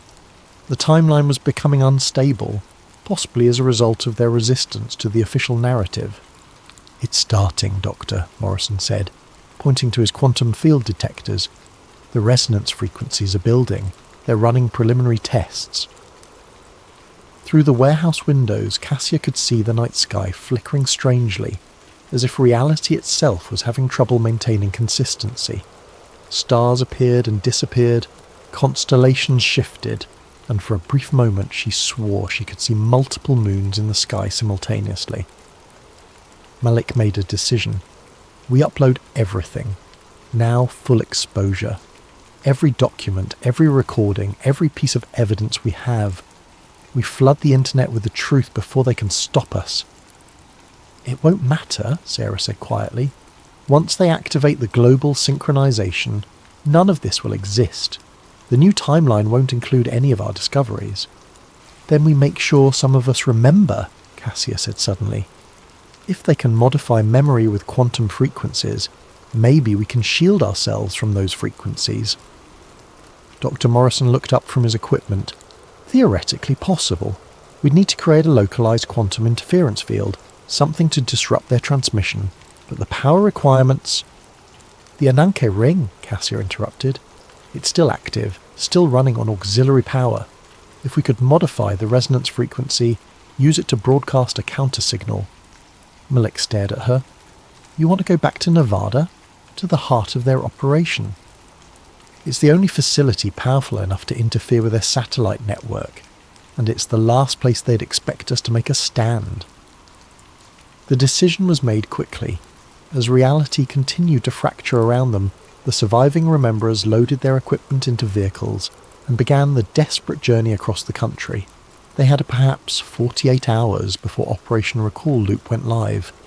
48 hours to save not just their memories, but the very possibility of alternate truth. As they drove through the night, Cassia watched the world outside change and shift. Roads appeared and disappeared, cities flickered between different versions of themselves, and the stars overhead rearranged themselves into unfamiliar patterns. They were living through the collapse of stable reality, witnessing the birth of a new world where truth would be whatever those in power decided it should be. But they still remembered. And as long as they remembered, there was hope. The final transmission from the Ananki ring lasted exactly 17 minutes and 33 seconds. Government records claim it was a malfunction in the abandoned facility's power systems, a final surge of electricity through decaying equipment before permanent shutdown. But those who were listening, those who knew what to look for, heard something else entirely. Buried in the static of emergency radio frequencies, encoded in the background hum of satellite communications, scattered across the spectrum of human transmission, was a message. Not words exactly, but something deeper, a quantum signature that resonated with certain types of human consciousness, a signal designed to preserve memory across timeline shifts. The official reports state that Dr. Cassia Marino died in a tragic accident at the facility, along with several other individuals who had apparently broken into the site. Their bodies were found near the particle accelerator, victims of radiation exposure from the aging equipment. The incident was classified under national security protocols, and the site was sealed permanently.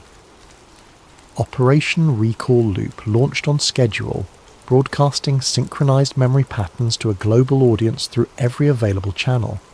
News reports described it as a successful test of new emergency broadcast capabilities.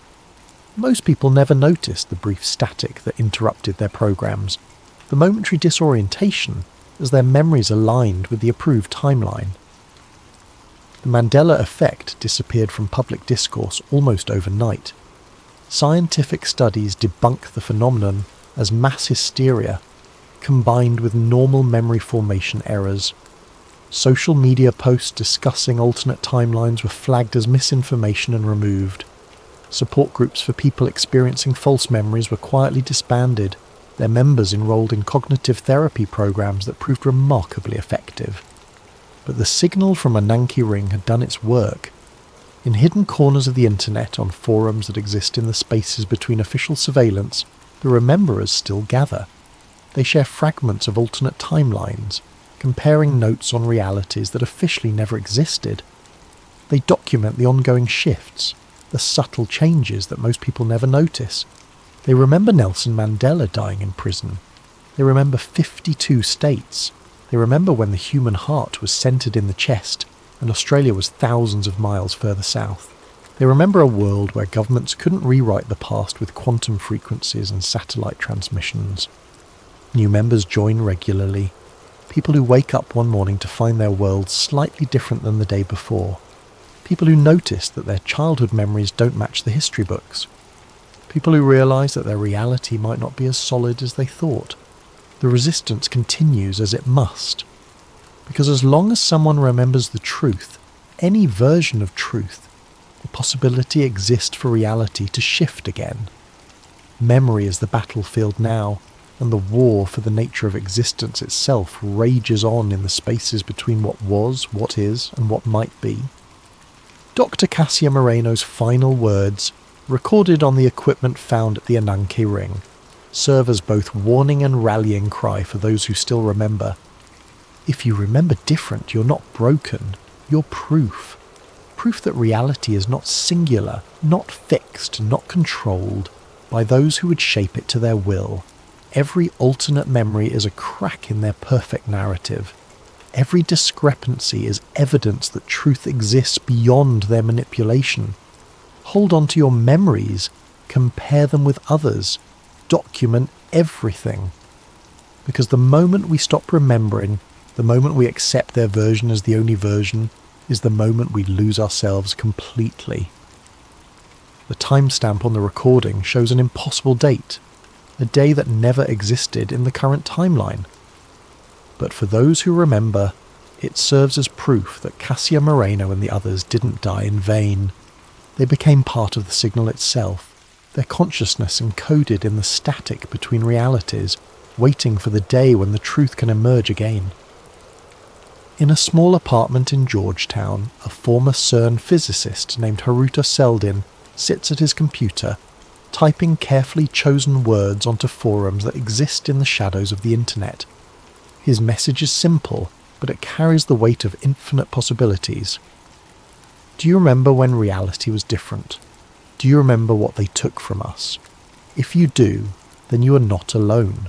We are the static in their signal, the noise in their perfect symphony. We are the rememberers, and we will not be erased. The war for reality continues, fought in memory and dream, in the spaces between certainty and doubt, and somewhere in the quantum foam that underlies all existence, alternate timelines press against the barriers, waiting for their chance to bleed through once again. Truth, it seems, is more resilient than those who would control it ever imagined. The manifold archive remains hidden but not destroyed, its secrets scattered like seeds across the infinite landscape of possibility. And every person who reads these words, who remembers things differently than the official record, becomes part of the archive themselves, a living repository of alternate truth in a world that has forgotten the meaning of the word. Remember, document, resist.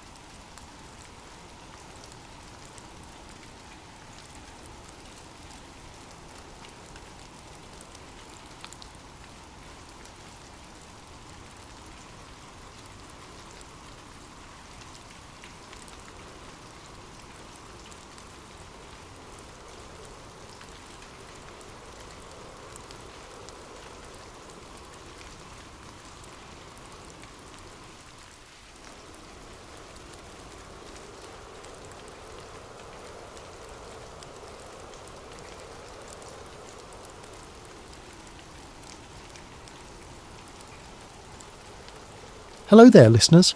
Before we dive into tonight's story, I hope you're having a wonderful day wherever you are in the world. I'm curious about your corner of the globe. What time is it where you're listening? How has your day been treating you? If you're enjoying these deep dives into the stories that make us question everything we think we know, please consider subscribing to Sleep Theories. Your support helps us continue exploring these fascinating and often unsettling narratives that blur the line between fiction and reality. Now let's begin our journey into a world where peace itself becomes the enemy, and war transforms from necessity into industry. The fluorescent lights of Xeraxon Systems' basement archive hummed with the persistence of a dying insect. Caleb Voss adjusted his wire-rimmed glasses and squinted at the monitor, displaying what appeared to be his career's most mundane assignment: auditing retired black budget contracts from the Iraq-Afghanistan era.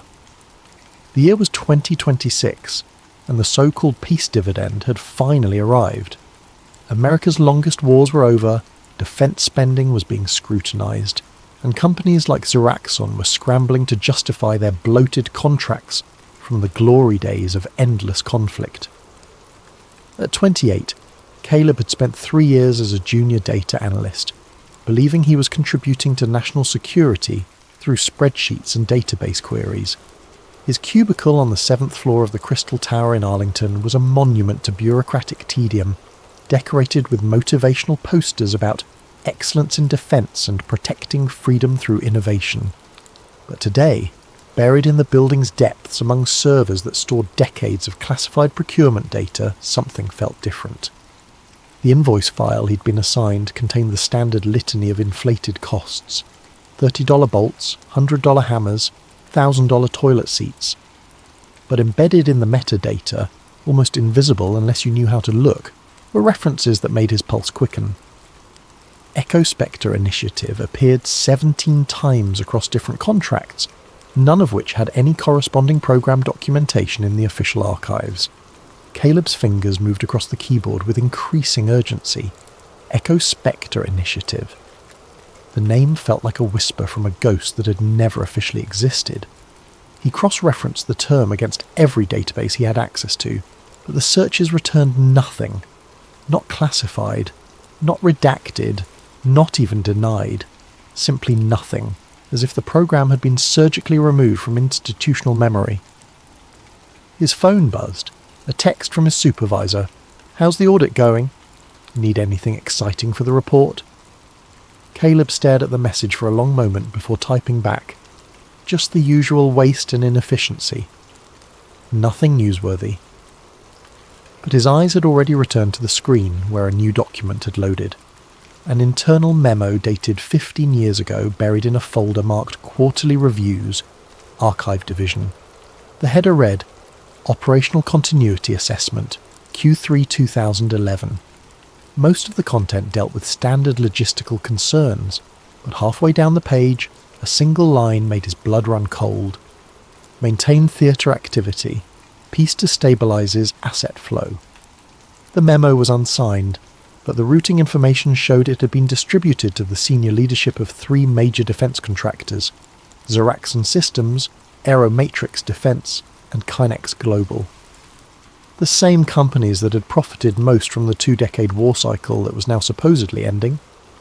Caleb printed the document, his hands trembling slightly as the pages emerged from the laser printer. The basement archive was empty except for him, the silence broken only by the whisper of ventilation and the distant hum of servers processing the digital remnants of America's military adventures. He folded the pages carefully and slipped them into his jacket pocket, a motion that felt like crossing a line he hadn't known existed. The elevator ride to the 7th floor felt interminable. His colleagues moved through their routines with practiced efficiency, analysing contracts, preparing reports, attending meetings about meetings.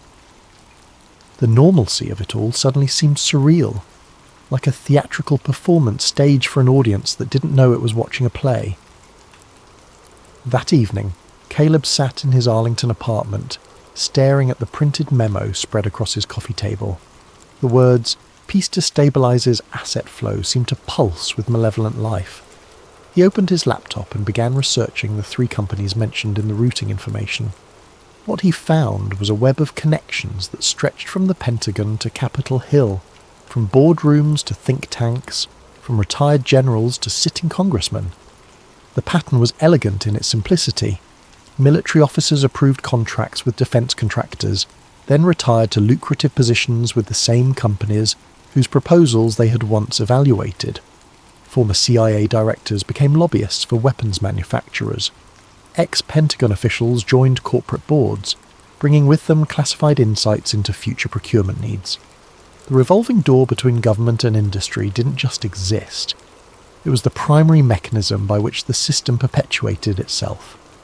But something about the Echospector references suggested this went deeper than garden variety corruption. The program name appeared in contexts that implied operational capability, not just financial arrangements.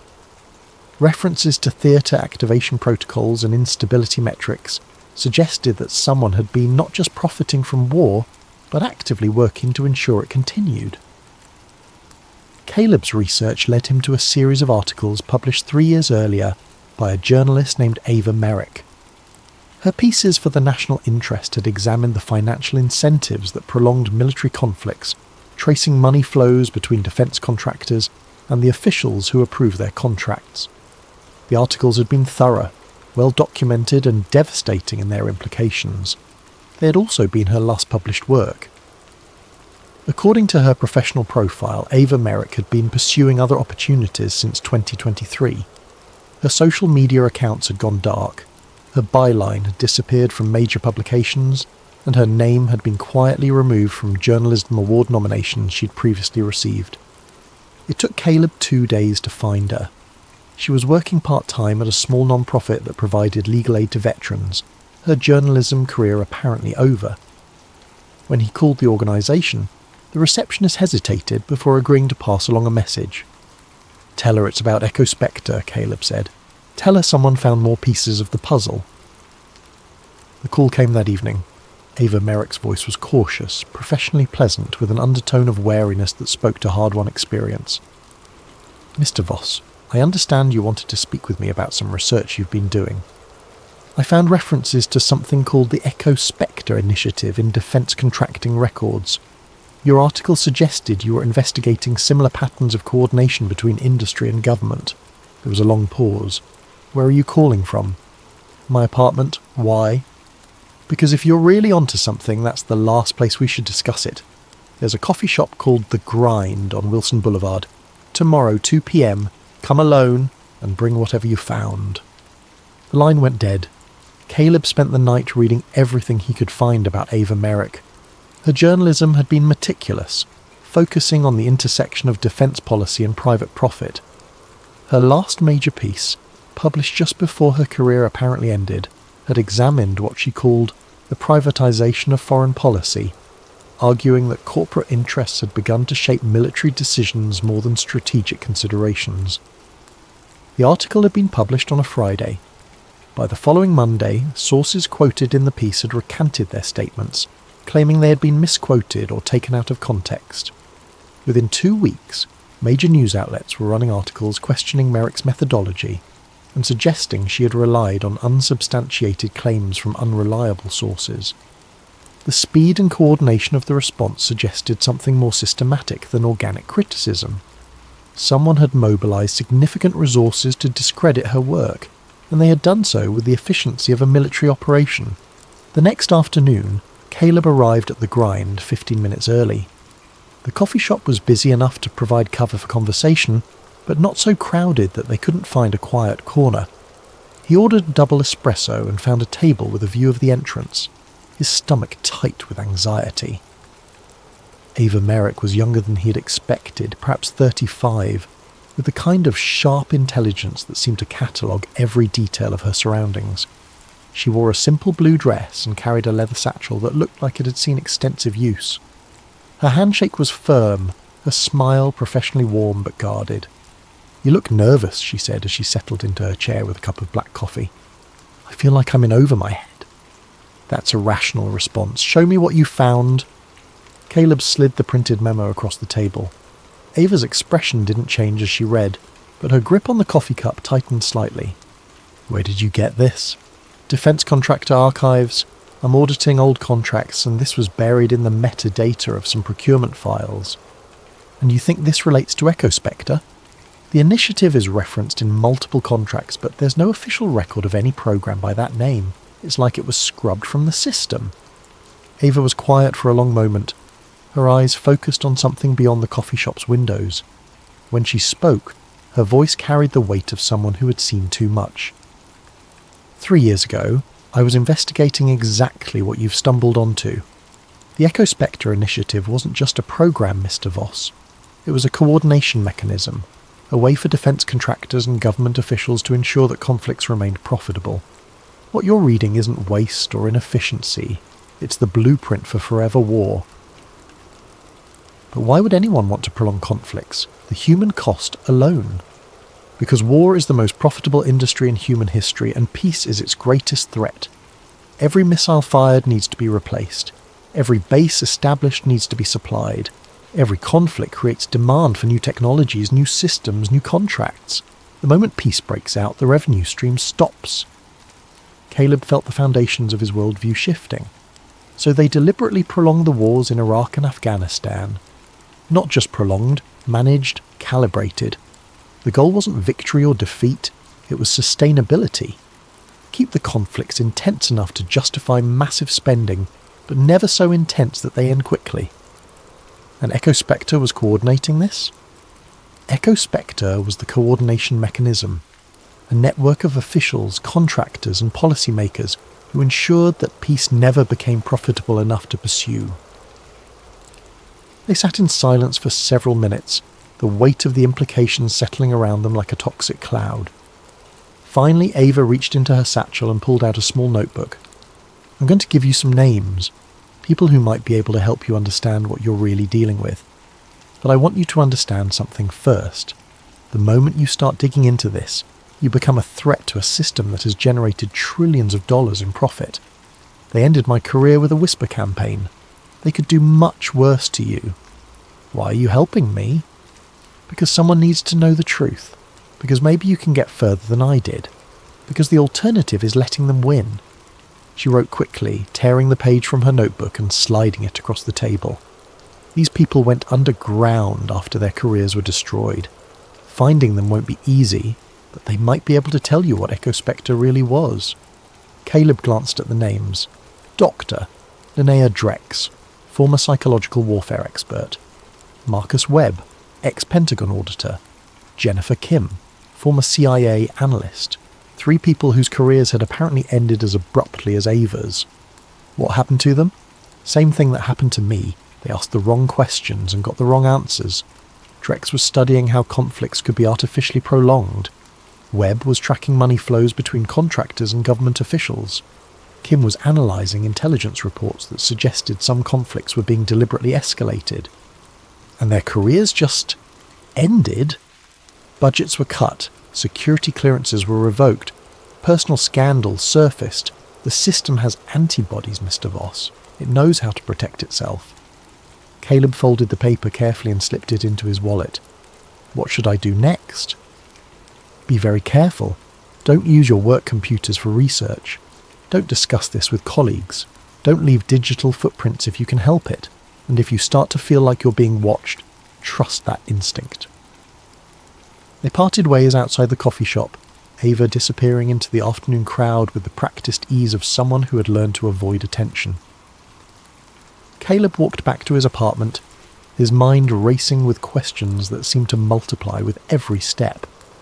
That evening he sat at his kitchen table with his personal laptop, staring at the list of names Ava had given him. The smart thing would be to forget everything he had learned, to return to his audit work and pretend the memo had never existed. But the words, "peace destabilizes asset flow," seemed to have burned themselves into his consciousness, a reminder that the system he had thought he was serving might be serving something else entirely.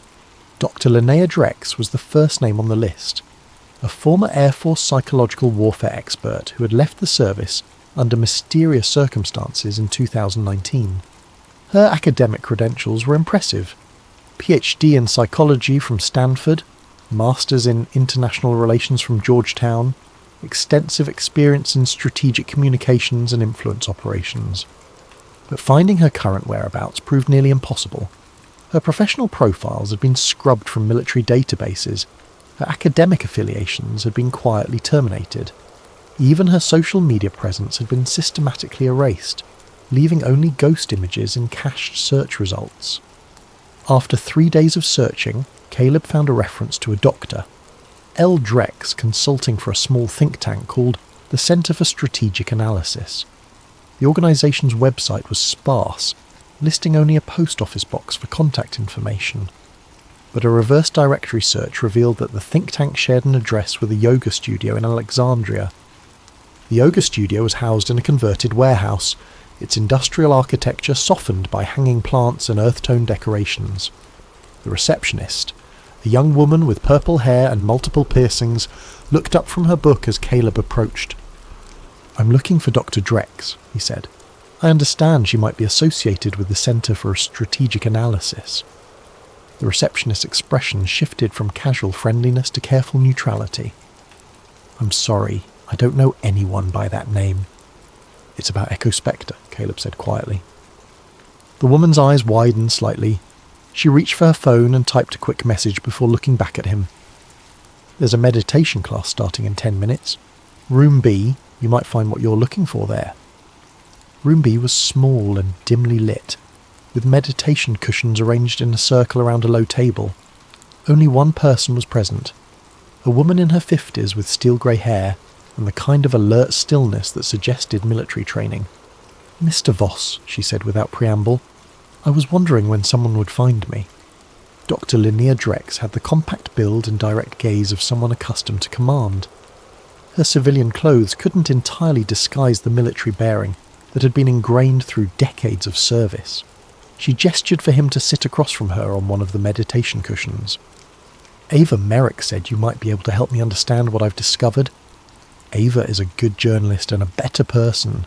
The fact that they destroyed her career tells you everything you need to know about the threat you represent. They destroyed yours too. They tried. But I had advantages they didn't anticipate. Military training, security clearances, and a very specific knowledge of how psychological operations work. When they came for me, I was ready." Drex stood and walked to a small cabinet, returning with a thick folder that looked like it had been assembled over many years. Echospector wasn't just a program, Mr. Voss. It was a philosophy, a recognition that war had become too profitable to end and too important to leave to chance. The people behind it understood that modern conflicts could be managed like any other business enterprise. Managed how? By controlling the variables that determine duration and intensity. Intelligence reports could be shaped to support desired outcomes. Military strategies could be influenced to ensure conflicts remained unresolved. Political pressures could be applied to prevent diplomatic solutions. Caleb felt a chill that had nothing to do with the room's temperature. "You're describing a conspiracy to prolong war." "I'm describing a business model. War generates revenue. Peace eliminates it. The Echospector network simply recognized this reality and acted accordingly." "What kind of network?"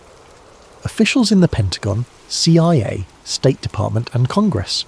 Executives at major defense contractors, lobbyists, think tank analysts, and media figures, all connected by shared financial interests and mutual dependencies."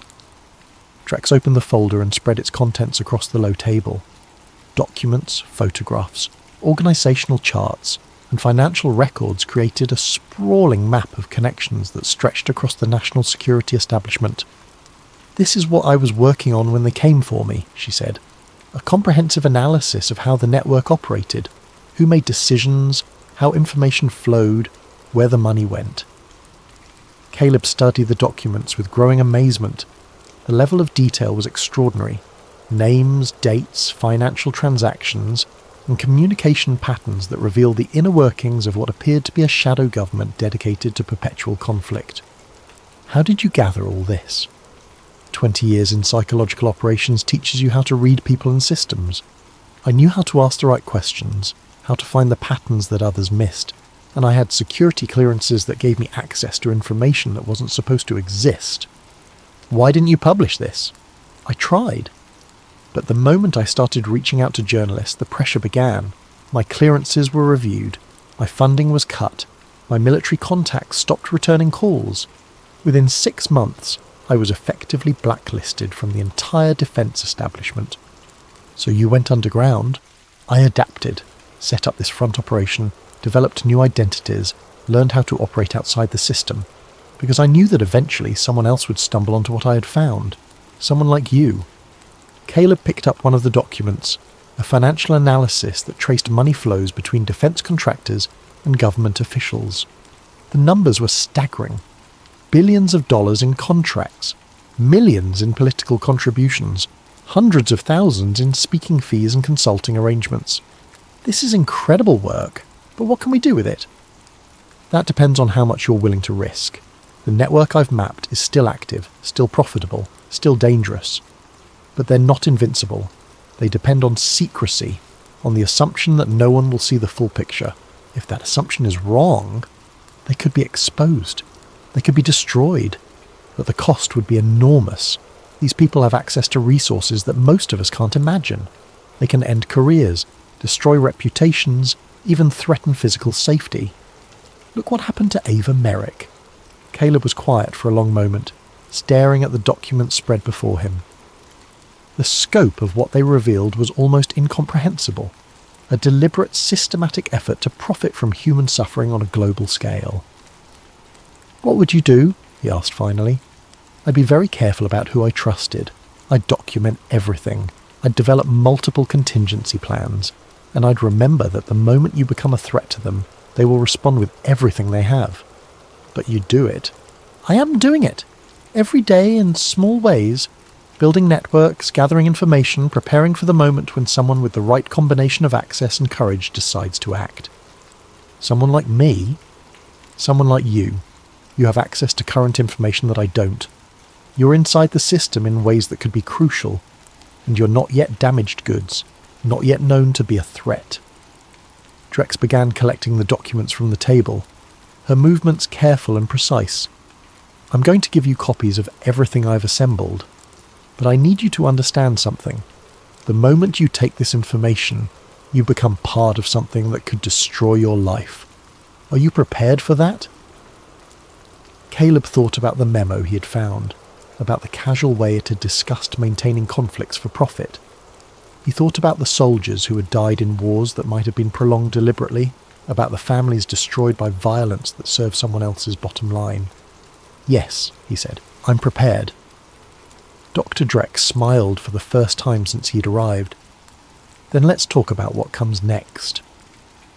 The documents Dr. Drex had given him filled 2 banker's boxes, which Caleb had hidden in his apartment's storage closet, behind Christmas decorations and college textbooks. For 3 nights, he had pored over the materials, trying to understand the scope of what he was dealing with. The picture that emerged was more disturbing than anything he had imagined. The Echospector network wasn't just a collection of corrupt officials and greedy contractors.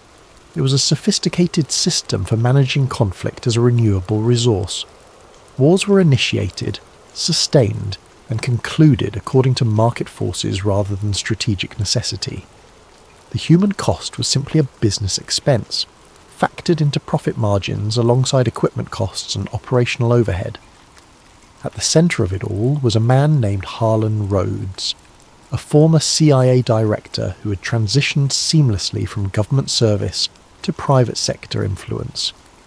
Rhodes had served as CIA director from 2008 to 2012, a period that coincided with the surge in Afghanistan and the drawdown in Iraq. After leaving government, he had founded Strategic Influence Associates, a consulting firm that provided geopolitical risk assessment to defence contractors and foreign governments. But Rhodes's real innovation had been recognising that modern conflicts could be managed through information rather than traditional military force. His approach, which he had outlined in a series of classified briefings to defence industry executives, was based on what he called sustained global instability strategy. The concept was elegant in its cynicism. Rather than seeking to win or lose conflicts, the goal was to maintain them at a level that maximised profit while minimising political risk. Too much violence would generate public opposition and political pressure for withdrawal. Too little would reduce demand for military equipment and services. The sweet spot was persistent, low-level conflict that kept defence contractors profitable without creating unsustainable political costs. Caleb had found references to Rhodes's strategy in multiple documents, but the full text of his briefings remained classified. What he needed was someone who had been present for those briefings, someone who could describe Rhodes's vision in detail. The answer came from an unexpected source: Marcus Webb, the second name on Dr. Drex's list. Webb had been a Pentagon auditor who specialised in tracking defence spending. His career had ended abruptly in 2020, officially due to budget constraints, but actually because he had been asking uncomfortable questions about cost overruns and contractor relationships. Finding Webb required a different approach. Unlike Dr. Drex, who had maintained a public presence through her think tank cover, Webb had disappeared entirely from professional circles. His government pension had been reduced due to irregularities in his service record. His security clearance had been revoked. Even his professional references had been systematically discredited. But Webb had made one mistake. He had kept his membership in the Pentagon Federal Credit Union, which meant he was still receiving statements at some address. Caleb spent 2 days developing a cover story about a class action lawsuit against the government, then called the credit union claiming to need contact information for potential class members. The address led to a modest apartment complex in Silver Spring, Maryland. Webb lived in a ground-floor unit with heavy curtains and multiple security cameras. When Caleb knocked on the door, the response was immediate and suspicious. "Who is it?" "My name is Caleb Voss. I'm researching the Echospector initiative. Dr. Linnea Drex suggested I speak with you." The door opened to reveal a thin, nervous-looking man in his 60s. Marcus Webb had the hollow-eyed appearance of someone who had seen too much and slept too little. His apartment was Spartan, furnished with military surplus furniture and walls covered with maps, charts and photographs connected by red string. "Drex told me someone might come looking," Webb said, gesturing for Caleb to enter. "She said you had found something in the contractor archives." References to Echospector in procurement documents, and a memo about maintaining conflicts for profit. Webb laughed, but there was no humour in it. "You found the tip of the iceberg. Come look at this." The far wall of Webb's apartment was covered with what appeared to be a massive organisational chart. Names, photographs, and biographical details were connected by lines of different colours, creating a web of relationships that stretched across the defence establishment. "This is what I was working on when they destroyed my career," Webb said. "A comprehensive map of how the revolving door actually operates.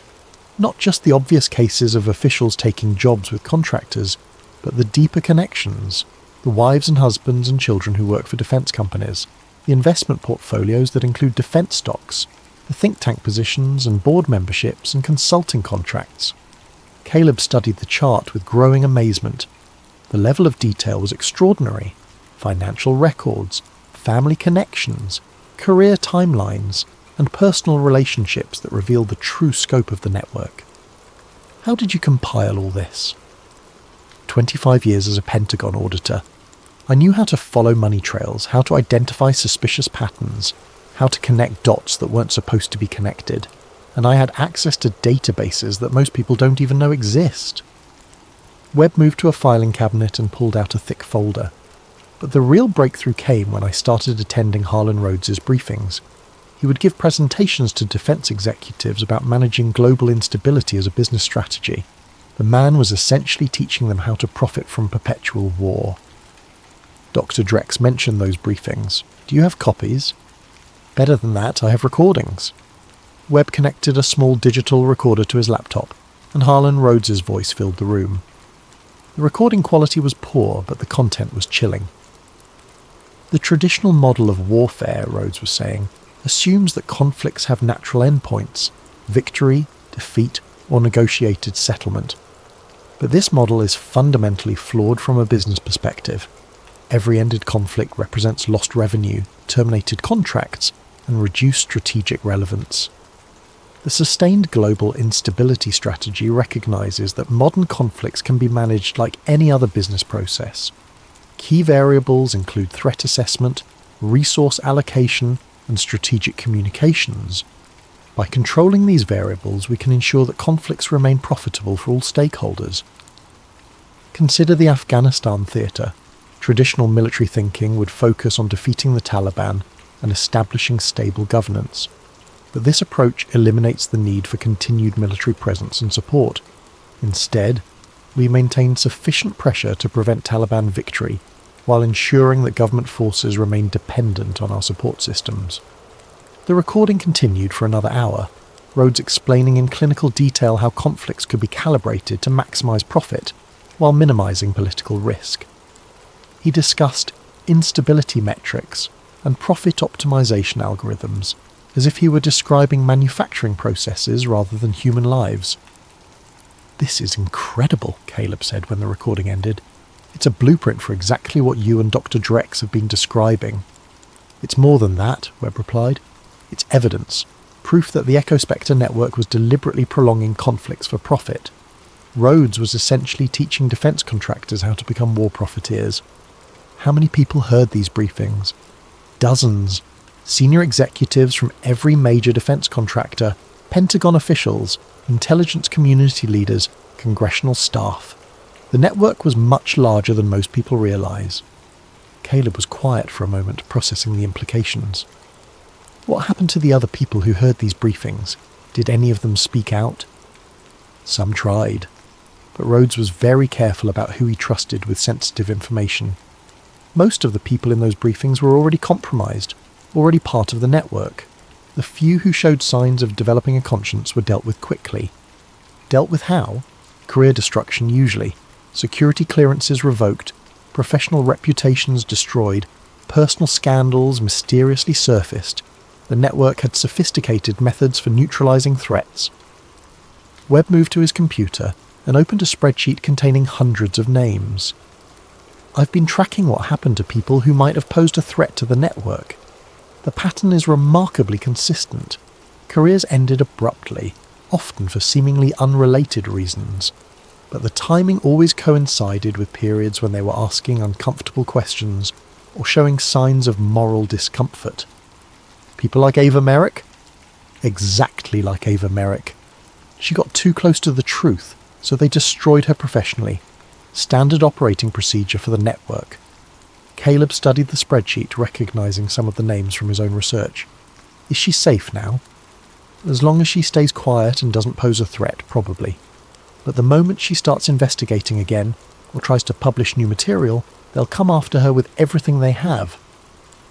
"What about us? Are we safe?"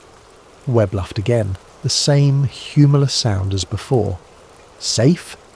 Number. We're already on their radar. The moment you started pulling those archive files, someone noticed. The moment you met with Ava Merrick, someone took note. The moment you found Dr. Drex, someone started watching. How do you know? Because I've been watching them watch us. Look at this." Webb opened another file on his computer, this one containing surveillance photographs. The images showed Caleb entering and leaving his apartment building, arriving at work, meeting with Ava Merrick at the coffee shop. "They've been documenting your activities for weeks. Standard protocol when someone starts asking dangerous questions. They want to know who you're talking to, what you're learning, how much of a threat you represent." Caleb felt a chill that had nothing to do with the apartment's temperature. Why haven't they moved against me? Because they're still assessing the situation. You're not yet a confirmed threat, just a potential one. They're waiting to see what you do next, who you contact, whether you can be managed or need to be eliminated. Eliminated? Professionally usually. They prefer to destroy careers rather than create martyrs.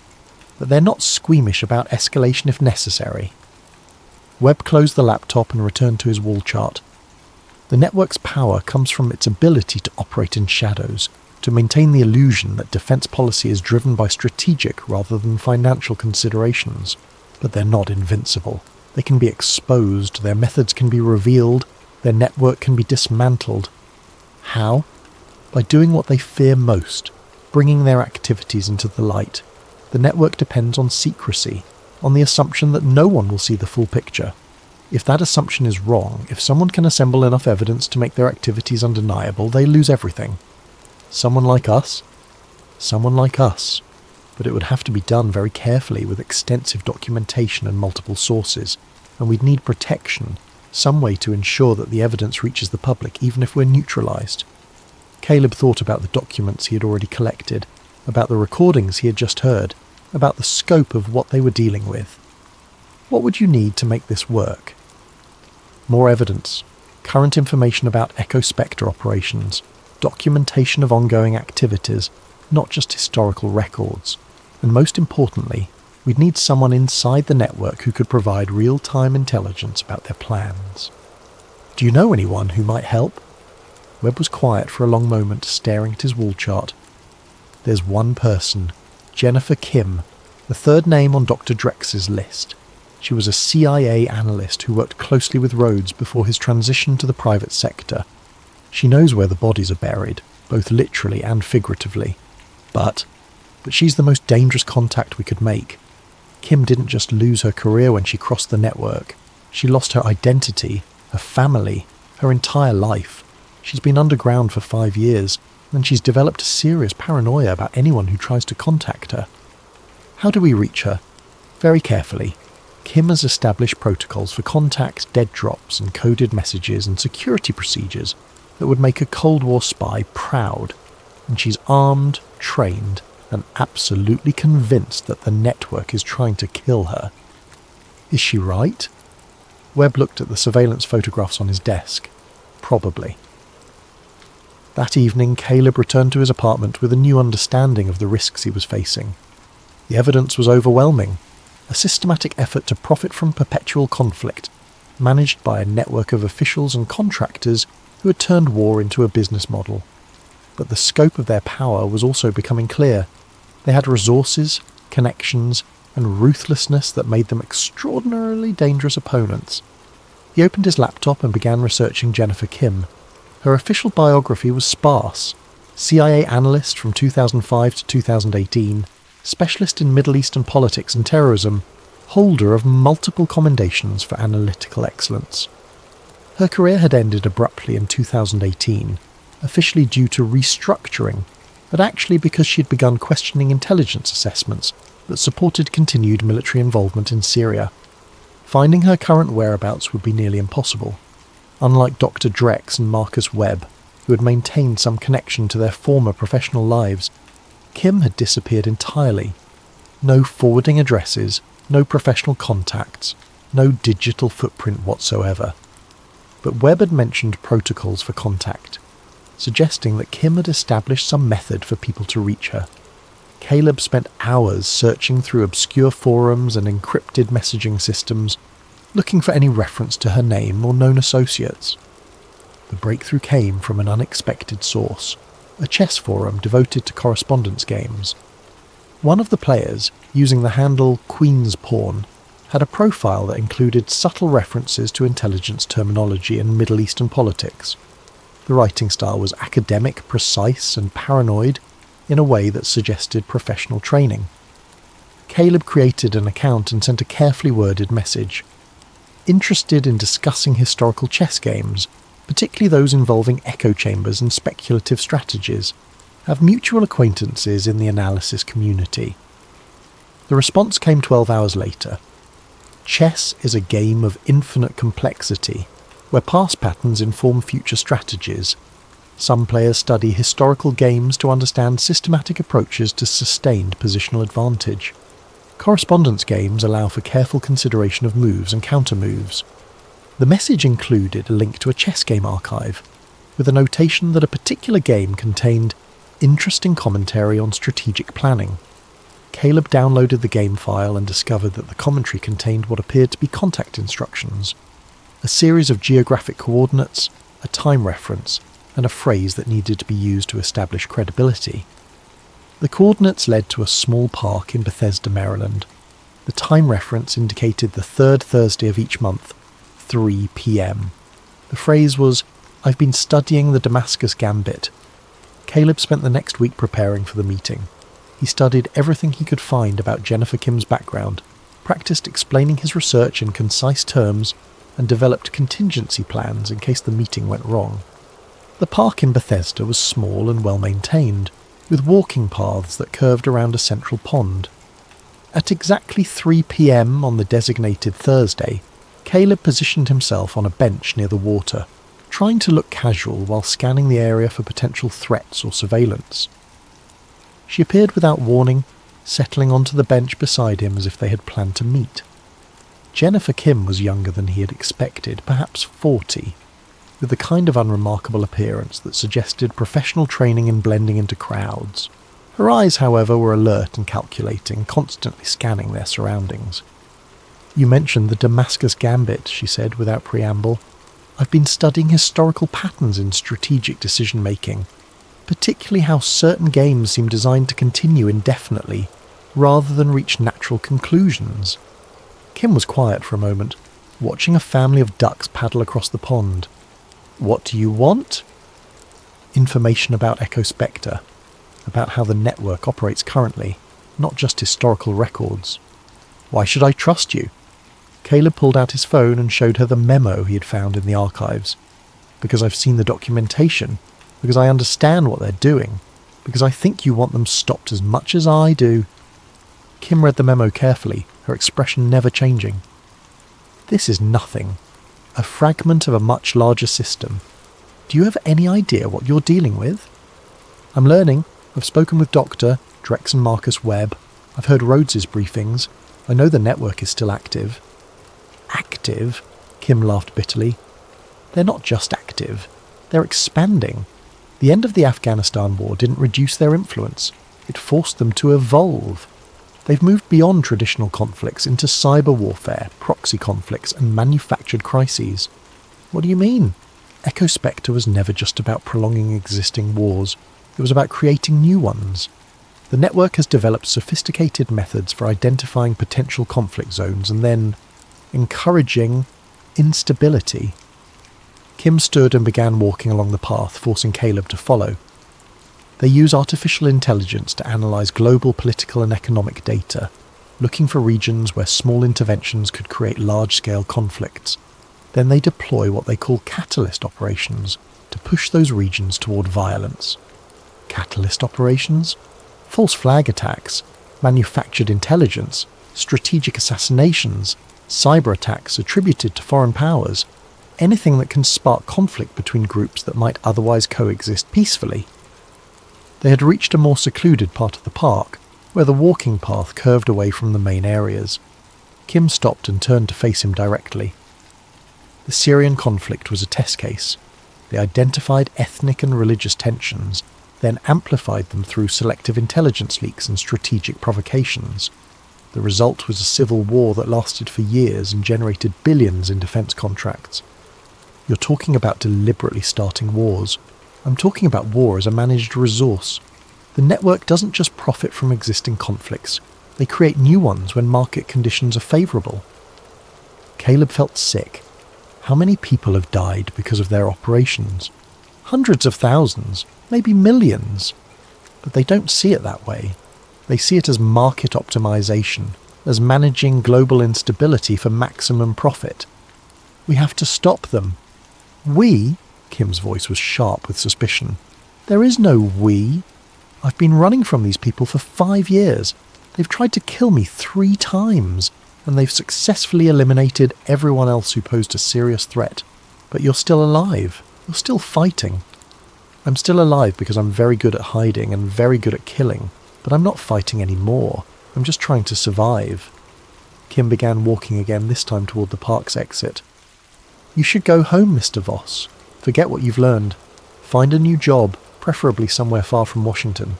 Because if you continue down this path, you'll end up like all the others." "What others?" "The journalists who died in car accidents, the whistleblowers who committed suicide, the analysts who had heart attacks at unusually young ages. The network doesn't just destroy careers, Mr. Voss. When careers aren't enough, they destroy lives." They had reached the parking area. Kim turned to face him one last time. "I'll give you one piece of advice. If you're determined to pursue this, you need insurance. Some way to ensure that the information reaches the public, even if you're eliminated." The network's greatest fear is exposure, but only if that exposure is comprehensive and undeniable. What kind of insurance? A dead man's switch, an automated system that releases everything if you fail to check in regularly. I built something like that 5 years ago, but I never had enough evidence to make it worthwhile. Kim reached into her jacket and pulled out a small USB drive. This contains everything I managed to gather before I went underground. Technical specifications for catalyst operations, financial records, operational plans. Combined with what you've already found, it might be enough. Enough for what? To bring down the entire network, but only if you're willing to risk everything. And I mean everything, Mr. Voss. Your career, your reputation, your life. She handed him the USB drive and turned to leave. Good luck. You're going to need it. The USB drive from Jennifer Kim contained terabytes of data, encrypted files, financial records, operational plans and correspondence that revealed the true scope of the Echospector network. Caleb spent a week decrypting and analysing the information, working late into the night in his apartment with the curtains drawn and his phone turned off. What he found was more disturbing than anything he had previously discovered. The network wasn't just prolonging existing conflicts or creating new ones. They were systematically destabilising entire regions of the world, using artificial intelligence and psychological warfare to turn ethnic, religious and political differences into profitable violence. The AI system, called Prometheus, analysed global political and economic data to identify regions where small interventions could create large-scale conflicts. The system considered factors like ethnic composition, economic inequality, historical grievances and political instability, then calculated the probability that various catalyst operations would successfully spark violence. Once Prometheus identified a target, the network would deploy a combination of false flag attacks, manufactured intelligence, strategic assassinations, and cyber operations to push the region toward conflict. The operations were designed to look like natural outbreaks of violence, but they were actually carefully orchestrated campaigns to create profitable instability. The Syrian conflict had been a test case, but it was far from the only example. Kim's files documented similar operations in Ukraine, Myanmar, Ethiopia, and Venezuela. Each conflict had been sparked by Echospector operations and then sustained through continued interventions designed to prevent resolution. But the most chilling discovery was the network's current focus, the United States itself. Prometheus had identified growing political polarization and social unrest as opportunities for profitable instability. The network was actively working to amplify divisions between different political, ethnic and economic groups, hoping to create conditions for domestic conflict that would justify expanded surveillance and security spending. Caleb printed the most damning documents and organised them into a comprehensive evidence package. He had financial records showing money flows between defence contractors and government officials, operational plans detailing specific catalyst operations, and correspondence revealing the network's true objectives. Combined with the materials from Dr. Drex and Marcus Webb, he had enough evidence to expose the entire system. But Kim's warning about insurance had been prescient. The moment he finished organising the evidence, Caleb realised that his own safety was in jeopardy. The network knew he was investigating, and they would respond aggressively once they understood the scope of what he had discovered. He needed a dead man's switch, some way to ensure that the information would reach the public even if he was eliminated. The solution came from an unexpected source, Doctor. Drex had mentioned something called the Atlas Protocol during their first meeting. A quick internet search revealed that it was a secure document release system designed by privacy advocates and whistleblowers. The Atlas Protocol worked like a sophisticated dead man's switch. Users could upload encrypted documents to a distributed network of servers, then establish check-in protocols that would automatically release the documents if the user failed to confirm their safety within specified time periods. The system was designed to be resistant to shutdown attempts, using blockchain technology and redundant servers to ensure that information could not be suppressed. Caleb spent 2 days setting up his Atlas Protocol account, uploading encrypted copies of all the evidence he had gathered, and establishing check-in requirements that would release the documents if he failed to respond within 72 hours. He also created multiple backup systems, sending copies of the evidence to secure email accounts and cloud storage services that would automatically distribute the information to journalists and media outlets. With his insurance in place, Caleb began reaching out to reporters and media organisations. He contacted investigative journalists at major newspapers, television networks, and online publications, offering them exclusive access to evidence of systematic war profiteering and manufactured conflict. The response was immediate and alarming. Within hours of his first contact, several journalists reported that they had been contacted by their editors and told to drop the story. Others found their sources suddenly unavailable, or their access to classified information restricted. The network was mobilizing its resources to suppress the information before it could reach the public. But Caleb had expected this response. Instead of relying on traditional media, he began reaching out to independent journalists, foreign news organizations, and alternative media platforms that were less susceptible to pressure from the network. The breakthrough came from an unexpected source, a European investigative journalist named Lars Anderson, who worked for a consortium of international news organizations. Anderson had been investigating similar patterns of defense contractor influence in European conflicts, and he immediately recognized the significance of Caleb's evidence. "This is extraordinary," Anderson said during their encrypted video call. "You've documented a systematic effort to profit from manufactured conflict on a global scale. This could bring down governments." "That's what I'm hoping for," Caleb replied. "But I need to move quickly. The network knows I'm investigating, and they're already trying to suppress the story." "How much time do we have?" "I don't know. Days? Maybe weeks.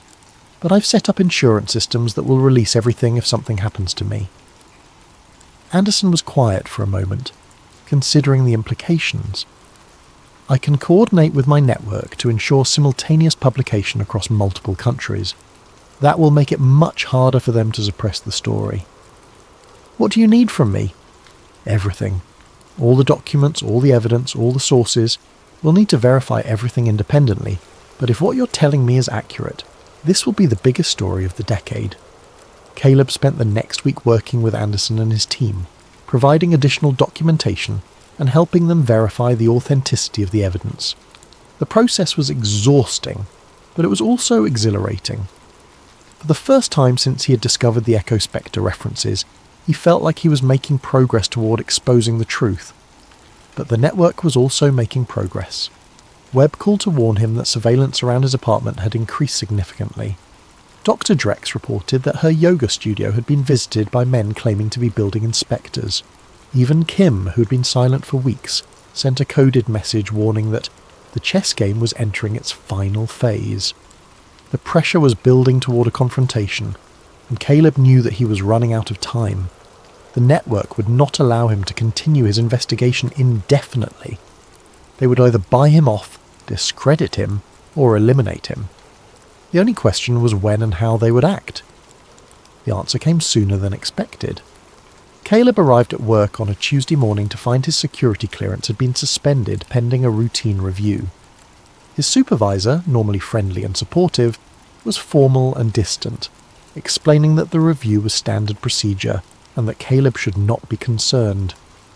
But Caleb knew better. The clearance suspension was the first step in a process that would end with his termination and professional destruction. The network was moving against him, and they were following their standard playbook. He cleaned out his desk quickly, taking only personal items and leaving his work computer untouched. He had already copied everything he needed, and he didn't want to give them any excuse to search his belongings or question his activities. As he left the Xeroxon building for the last time, Caleb noticed the surveillance team that had been watching him for weeks. They were being less subtle now, clearly visible in their dark SUVs and professional attire. The message was clear. They knew what he was doing, and they were prepared to escalate. That evening, Caleb received a phone call from an unknown number. The voice was professionally pleasant, but carried an undertone of threat. "Mr. Voss, this is Michael Harrison from Strategic Influence Associates. I believe you know our founder, Harlan Rhodes. We'd like to meet with you to discuss some research you've been conducting." "I'm not interested in meeting." I think you should reconsider. We have a very generous offer that would resolve your current difficulties while providing you with excellent opportunities for career advancement. What kind of offer? A consulting position with our firm. Excellent salary, full benefits, and the opportunity to work on fascinating projects involving geopolitical analysis. All we would need is your commitment to confidentiality regarding certain sensitive matters. Caleb understood the subtext. They were offering him a choice: join the network or be destroyed by it. I'll need to think about it. Of course, but don't take too long. Opportunities like this don't remain available indefinitely. The line went dead. Caleb stared at his phone, understanding that he had just been given an ultimatum. The network had made their move, and now he had to decide how to respond. He called Lars Anderson immediately. They've made contact. They're trying to buy me off. What did you tell them? That I needed to think about it, but I don't think they believe me. How much time do we have? Not much. Maybe days. How's the verification process going? We're almost finished. Another 48 hours and we can go to publication. Will that be enough time? It has to be. But you need to be very careful until then. They're not going to wait much longer. Caleb spent the next day making final preparations. He updated his Atlas protocol settings to reduce the check-in requirement to 24 hours, ensuring that the documents would be released quickly if something happened to him. He also sent final copies of the evidence to backup contacts, creating multiple redundant systems that would make it nearly impossible for the network to suppress the information. But he also knew that the network had resources he couldn't match. They had access to government databases, surveillance systems, and operational capabilities that made them extraordinarily dangerous. If they decided to eliminate him, they would probably succeed. The attack came at 3 a.m. on Thursday morning. Caleb was awakened by the sound of his apartment door being forced open. He had been expecting this moment, and his response was immediate and decisive. He grabbed the emergency bag he had prepared and headed for the fire escape, moving quickly but quietly through his apartment. Behind him, he could hear voices and footsteps as the intruders searched his home. The fire escape led to an alley behind his building, where he had hidden a motorcycle several days earlier. He started the engine and drove quickly through the empty streets, heading for a safe house that Dr. Drex had established in a suburb of Baltimore. As he drove, Caleb received a text message from an unknown number. "We need to talk. The situation has changed significantly." HR. Harlan Rhodes himself was making contact.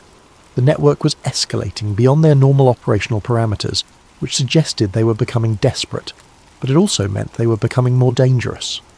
Caleb arrived at the safe house as dawn was breaking. The building was a modest ranch house in a quiet neighbourhood, the kind of place that attracted no attention from neighbours or passers-by. Dr. Drex was waiting for him, along with Marcus Webb and, surprisingly, Jennifer Kim. "They hit my apartment too," Webb said as Caleb entered, "and they've been watching Drex's yoga studio. They're moving against all of us simultaneously." "Which means we're close to something they can't allow to be exposed," Kim added. "They don't take these kinds of risks unless they're facing an existential threat." "The publication is scheduled for tomorrow," Caleb said.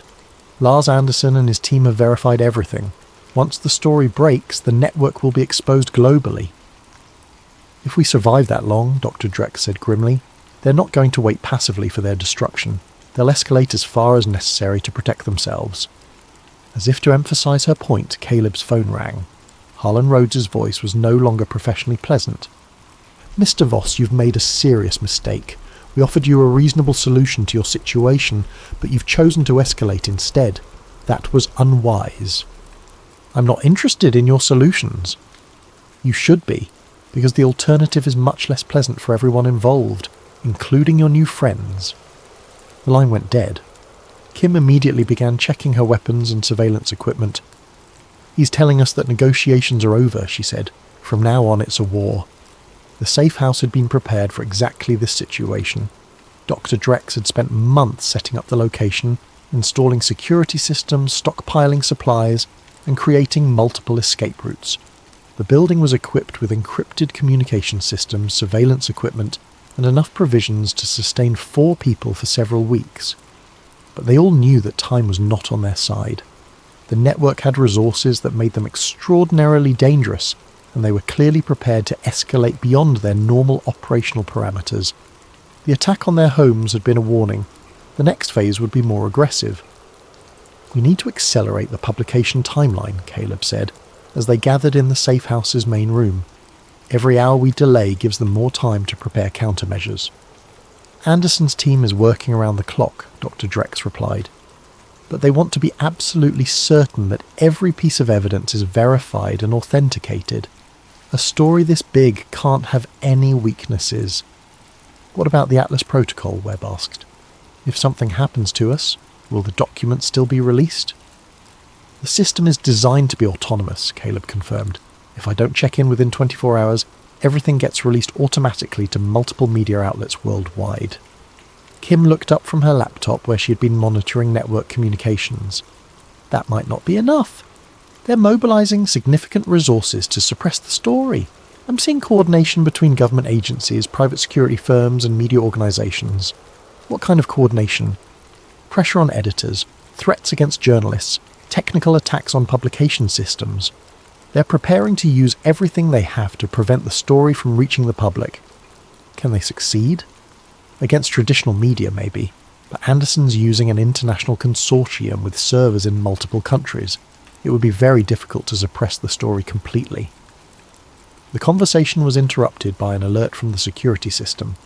Multiple vehicles were approaching the safe house, moving in a coordinated pattern that suggested professional surveillance or assault teams. "Time to go," Kim said, grabbing her emergency bag. "They found us faster than I expected." The safe house had 3 escape routes: a tunnel that led to a drainage system, a hidden exit through the garage, and a rooftop extraction point. They chose the tunnel, moving quickly through the basement and into an underground passage that Dr. Drex had constructed over several months. As they moved through the tunnel, they could hear vehicles surrounding the safe house above them. The network had deployed significant resources to capture them, which suggested they were becoming increasingly desperate. The tunnel led to a storm drain that emptied into a creek nearly a mile from the safe house. They emerged in a wooded area, muddy and exhausted but alive. Kim immediately began checking her communication devices for any indication that they had been tracked. "We're clean for now," she said, "but they'll expand their search pattern quickly. We need to find another secure location." "I have a backup site, Doctor," Drex said.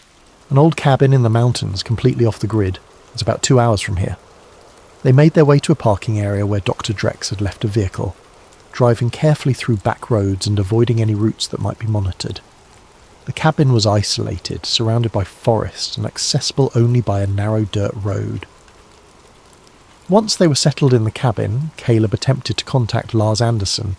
The encrypted communication system connected immediately, and Anderson's voice was tense with urgency. "Caleb, thank God. We've been trying to reach you for hours. The situation has escalated significantly." "What's happening?" "They're trying to shut down the publication. My editors are receiving pressure from government officials. My sources are being threatened, and our technical systems are under cyber attack." "Can you still publish?" "Yes, but we need to move immediately. Another 12 hours and they might be able to prevent publication completely." "What do you need from me?" "Final verification of the most sensitive documents, and a statement from you explaining how you discovered the evidence and why you're willing to risk everything to expose it." Caleb spent the next hour working with Anderson's team, providing final verification and recording a detailed statement about his investigation. The statement would serve as both explanation and insurance, ensuring that the public understood the significance of the evidence even if he was eliminated. As he finished the recording, Kim received an encrypted message on her secure communication system. Her expression darkened as she read the contents. "It's from one of my former colleagues at the CIA," she said. "Someone I trust completely. The network has issued a kill order for all of us." "A kill order?" "Official authorization for lethal action. They're not planning to arrest us or discredit us. They're planning to eliminate us." The weight of the situation settled over them like a heavy blanket. They had crossed a line that the network considered existential. From now on, it would be a fight for survival. "How much time do we have?" Webb asked. "Hours, maybe less. They're mobilizing military contractors and intelligence operatives, people with serious operational capabilities." "What about the publication?" Anderson's team is working to accelerate the timeline. They want to publish within 6 hours. Caleb updated his Atlas protocol settings, reducing the check-in requirement to 6 hours and adding additional redundancy systems. If they were eliminated, the evidence would still reach the public, but they needed to survive long enough for the initial publication to gain traction. The attack came at sunset. Kim's security systems detected the approaching vehicles while they were still miles away, giving them enough warning to prepare defensive positions around the cabin. But they all knew that 4 people with limited weapons couldn't hold off a professional assault team for long. "We need to buy time," Kim said, as she distributed weapons and ammunition. "If we can hold them off for a few hours, Anderson's publication might create enough public pressure to protect us." "What if it doesn't work?" Caleb asked. "Then we make sure that our deaths serve a purpose. The Atlas protocol will release everything, and the public will know that we were killed to prevent the truth from emerging." The first assault came from 3 directions simultaneously. Professional mercenaries in tactical gear moved through the forest with military precision, using night vision equipment and coordinated communications. The cabin's defensive preparations held them off for the first hour, but ammunition was running low and the attackers were clearly prepared for a prolonged siege. During a brief lull in the fighting, Caleb's phone rang. Harlan Rhodes' voice was cold and businesslike. "Mr. Voss, this is your final opportunity to resolve this situation peacefully. Surrender now, and we can arrange for your safe passage to a location where you can live quietly without causing further problems." "What about the others? They've chosen their path, but you still have options. I'm not interested in your options." "Then you've chosen to die for nothing. The publication will never happen. We have resources you can't imagine." The line went dead. Caleb rejoined the others at their defensive positions, understanding that the network had abandoned any pretense of restraint. The second assault was more aggressive, with the attackers using explosives and heavy weapons to breach the cabin's defences. Dr. Drex was wounded in the initial barrage, and it became clear that they couldn't hold their positions much longer. "We need to retreat to the backup position," Kim said, helping Dr. Drex move toward the cabin's rear exit. "There's a cave system about half a mile from here. We can hold them off there until help arrives." "What help?" Webb asked. "Anderson's story goes live in 2 hours. Once it's published, we become too valuable to kill. They'll need us alive to minimize the political damage." They made their way through the forest toward the cave system, moving as quickly as possible while supporting Dr. Drex behind them. The cabin was being systematically destroyed by the assault team, but they had bought themselves precious time. The caves were narrow and defensible, with multiple passages that could confuse pursuing attackers. They established a defensive position near the main entrance, setting up the remaining weapons and communication equipment.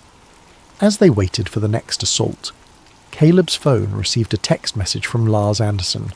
"Going live in 30 minutes. The story is verified and ready. You've changed history." The final assault came just as the publication deadline approached.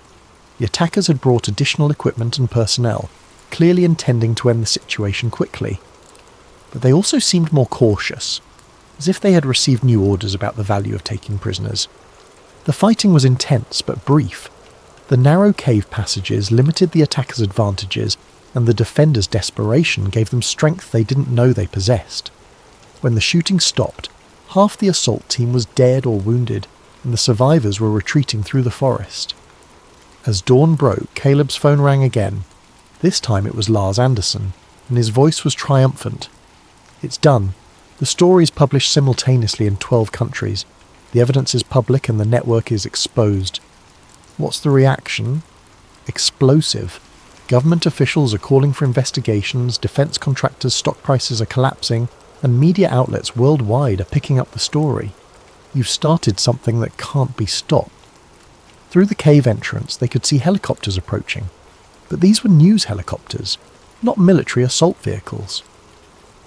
The publication had changed the dynamics of the situation completely. "Are we safe?" Dr. Drex asked, her voice weak from blood loss. "For now," Kim replied.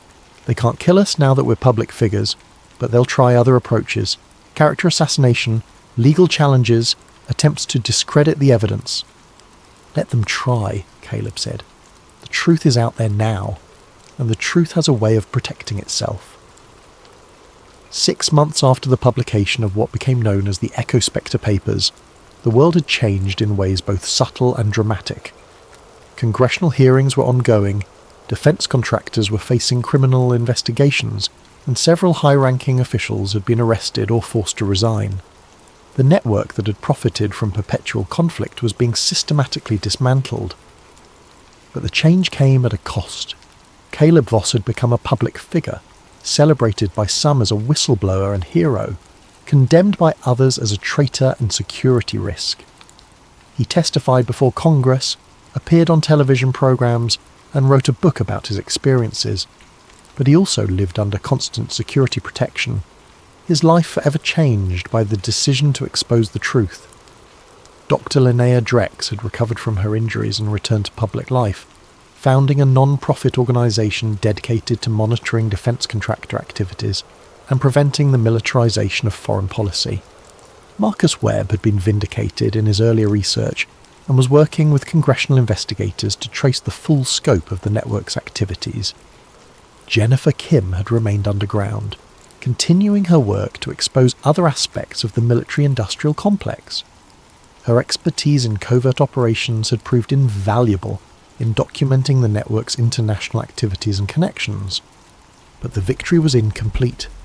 While the specific Echospector network had been exposed and dismantled, the fundamental incentives that had created it remained in place. Defence contractors still profited from conflict, politicians still benefited from campaign contributions, and the revolving door between government and industry continued to spin. New networks were already forming, learning from the mistakes of their predecessors and developing more sophisticated methods of coordination. The monetization of conflict was too profitable to abandon, and the lessons of Echospector would be applied to create more resilient systems of war profiteering. As Caleb sat in his new apartment, reading news reports about the latest congressional hearings, he reflected on the words of President Eisenhower's farewell address. Only an alert and knowledgeable citizenry can guard against the acquisition of unwarranted influence, whether sought or unsought, by the military-industrial complex. The Echospector papers had awakened that citizenry to the dangers of unchecked power, but vigilance would be required to prevent the emergence of new threats. The machinery of war was too profitable to dismantle completely, and too many people had too much to gain from its continued operation. His phone buzzed with a news alert. Defence stocks rise as new conflict emerges in Eastern Europe. The headline was a reminder that the fundamental dynamics of the system had not changed. New wars would emerge, new profits would be made, and new networks would form to manage the flow of money and influence. But there was also cause for hope. The publication of the Echospector papers had created a new awareness of how the system operated, and a new generation of journalists, activists, and officials were committed to preventing its resurrection. The truth had been revealed, and once revealed, it could never be completely hidden again. In a small tribute that appeared at the end of the final congressional report on the Echospector network, a simple dedication read, "In loving memory of Ava Merrick, and all those who sacrificed their careers and lives to expose the truth. Their courage made this investigation possible." The war machine they had built was damaged but not destroyed. The eternal vigilance that democracy required had been awakened, but it would need to be maintained against the constant pressure of those who profited from conflict and chaos. The invisible hand of the market had been revealed in all its ruthless calculation, and the citizenry had been warned. Whether that warning would be heeded remained to be seen.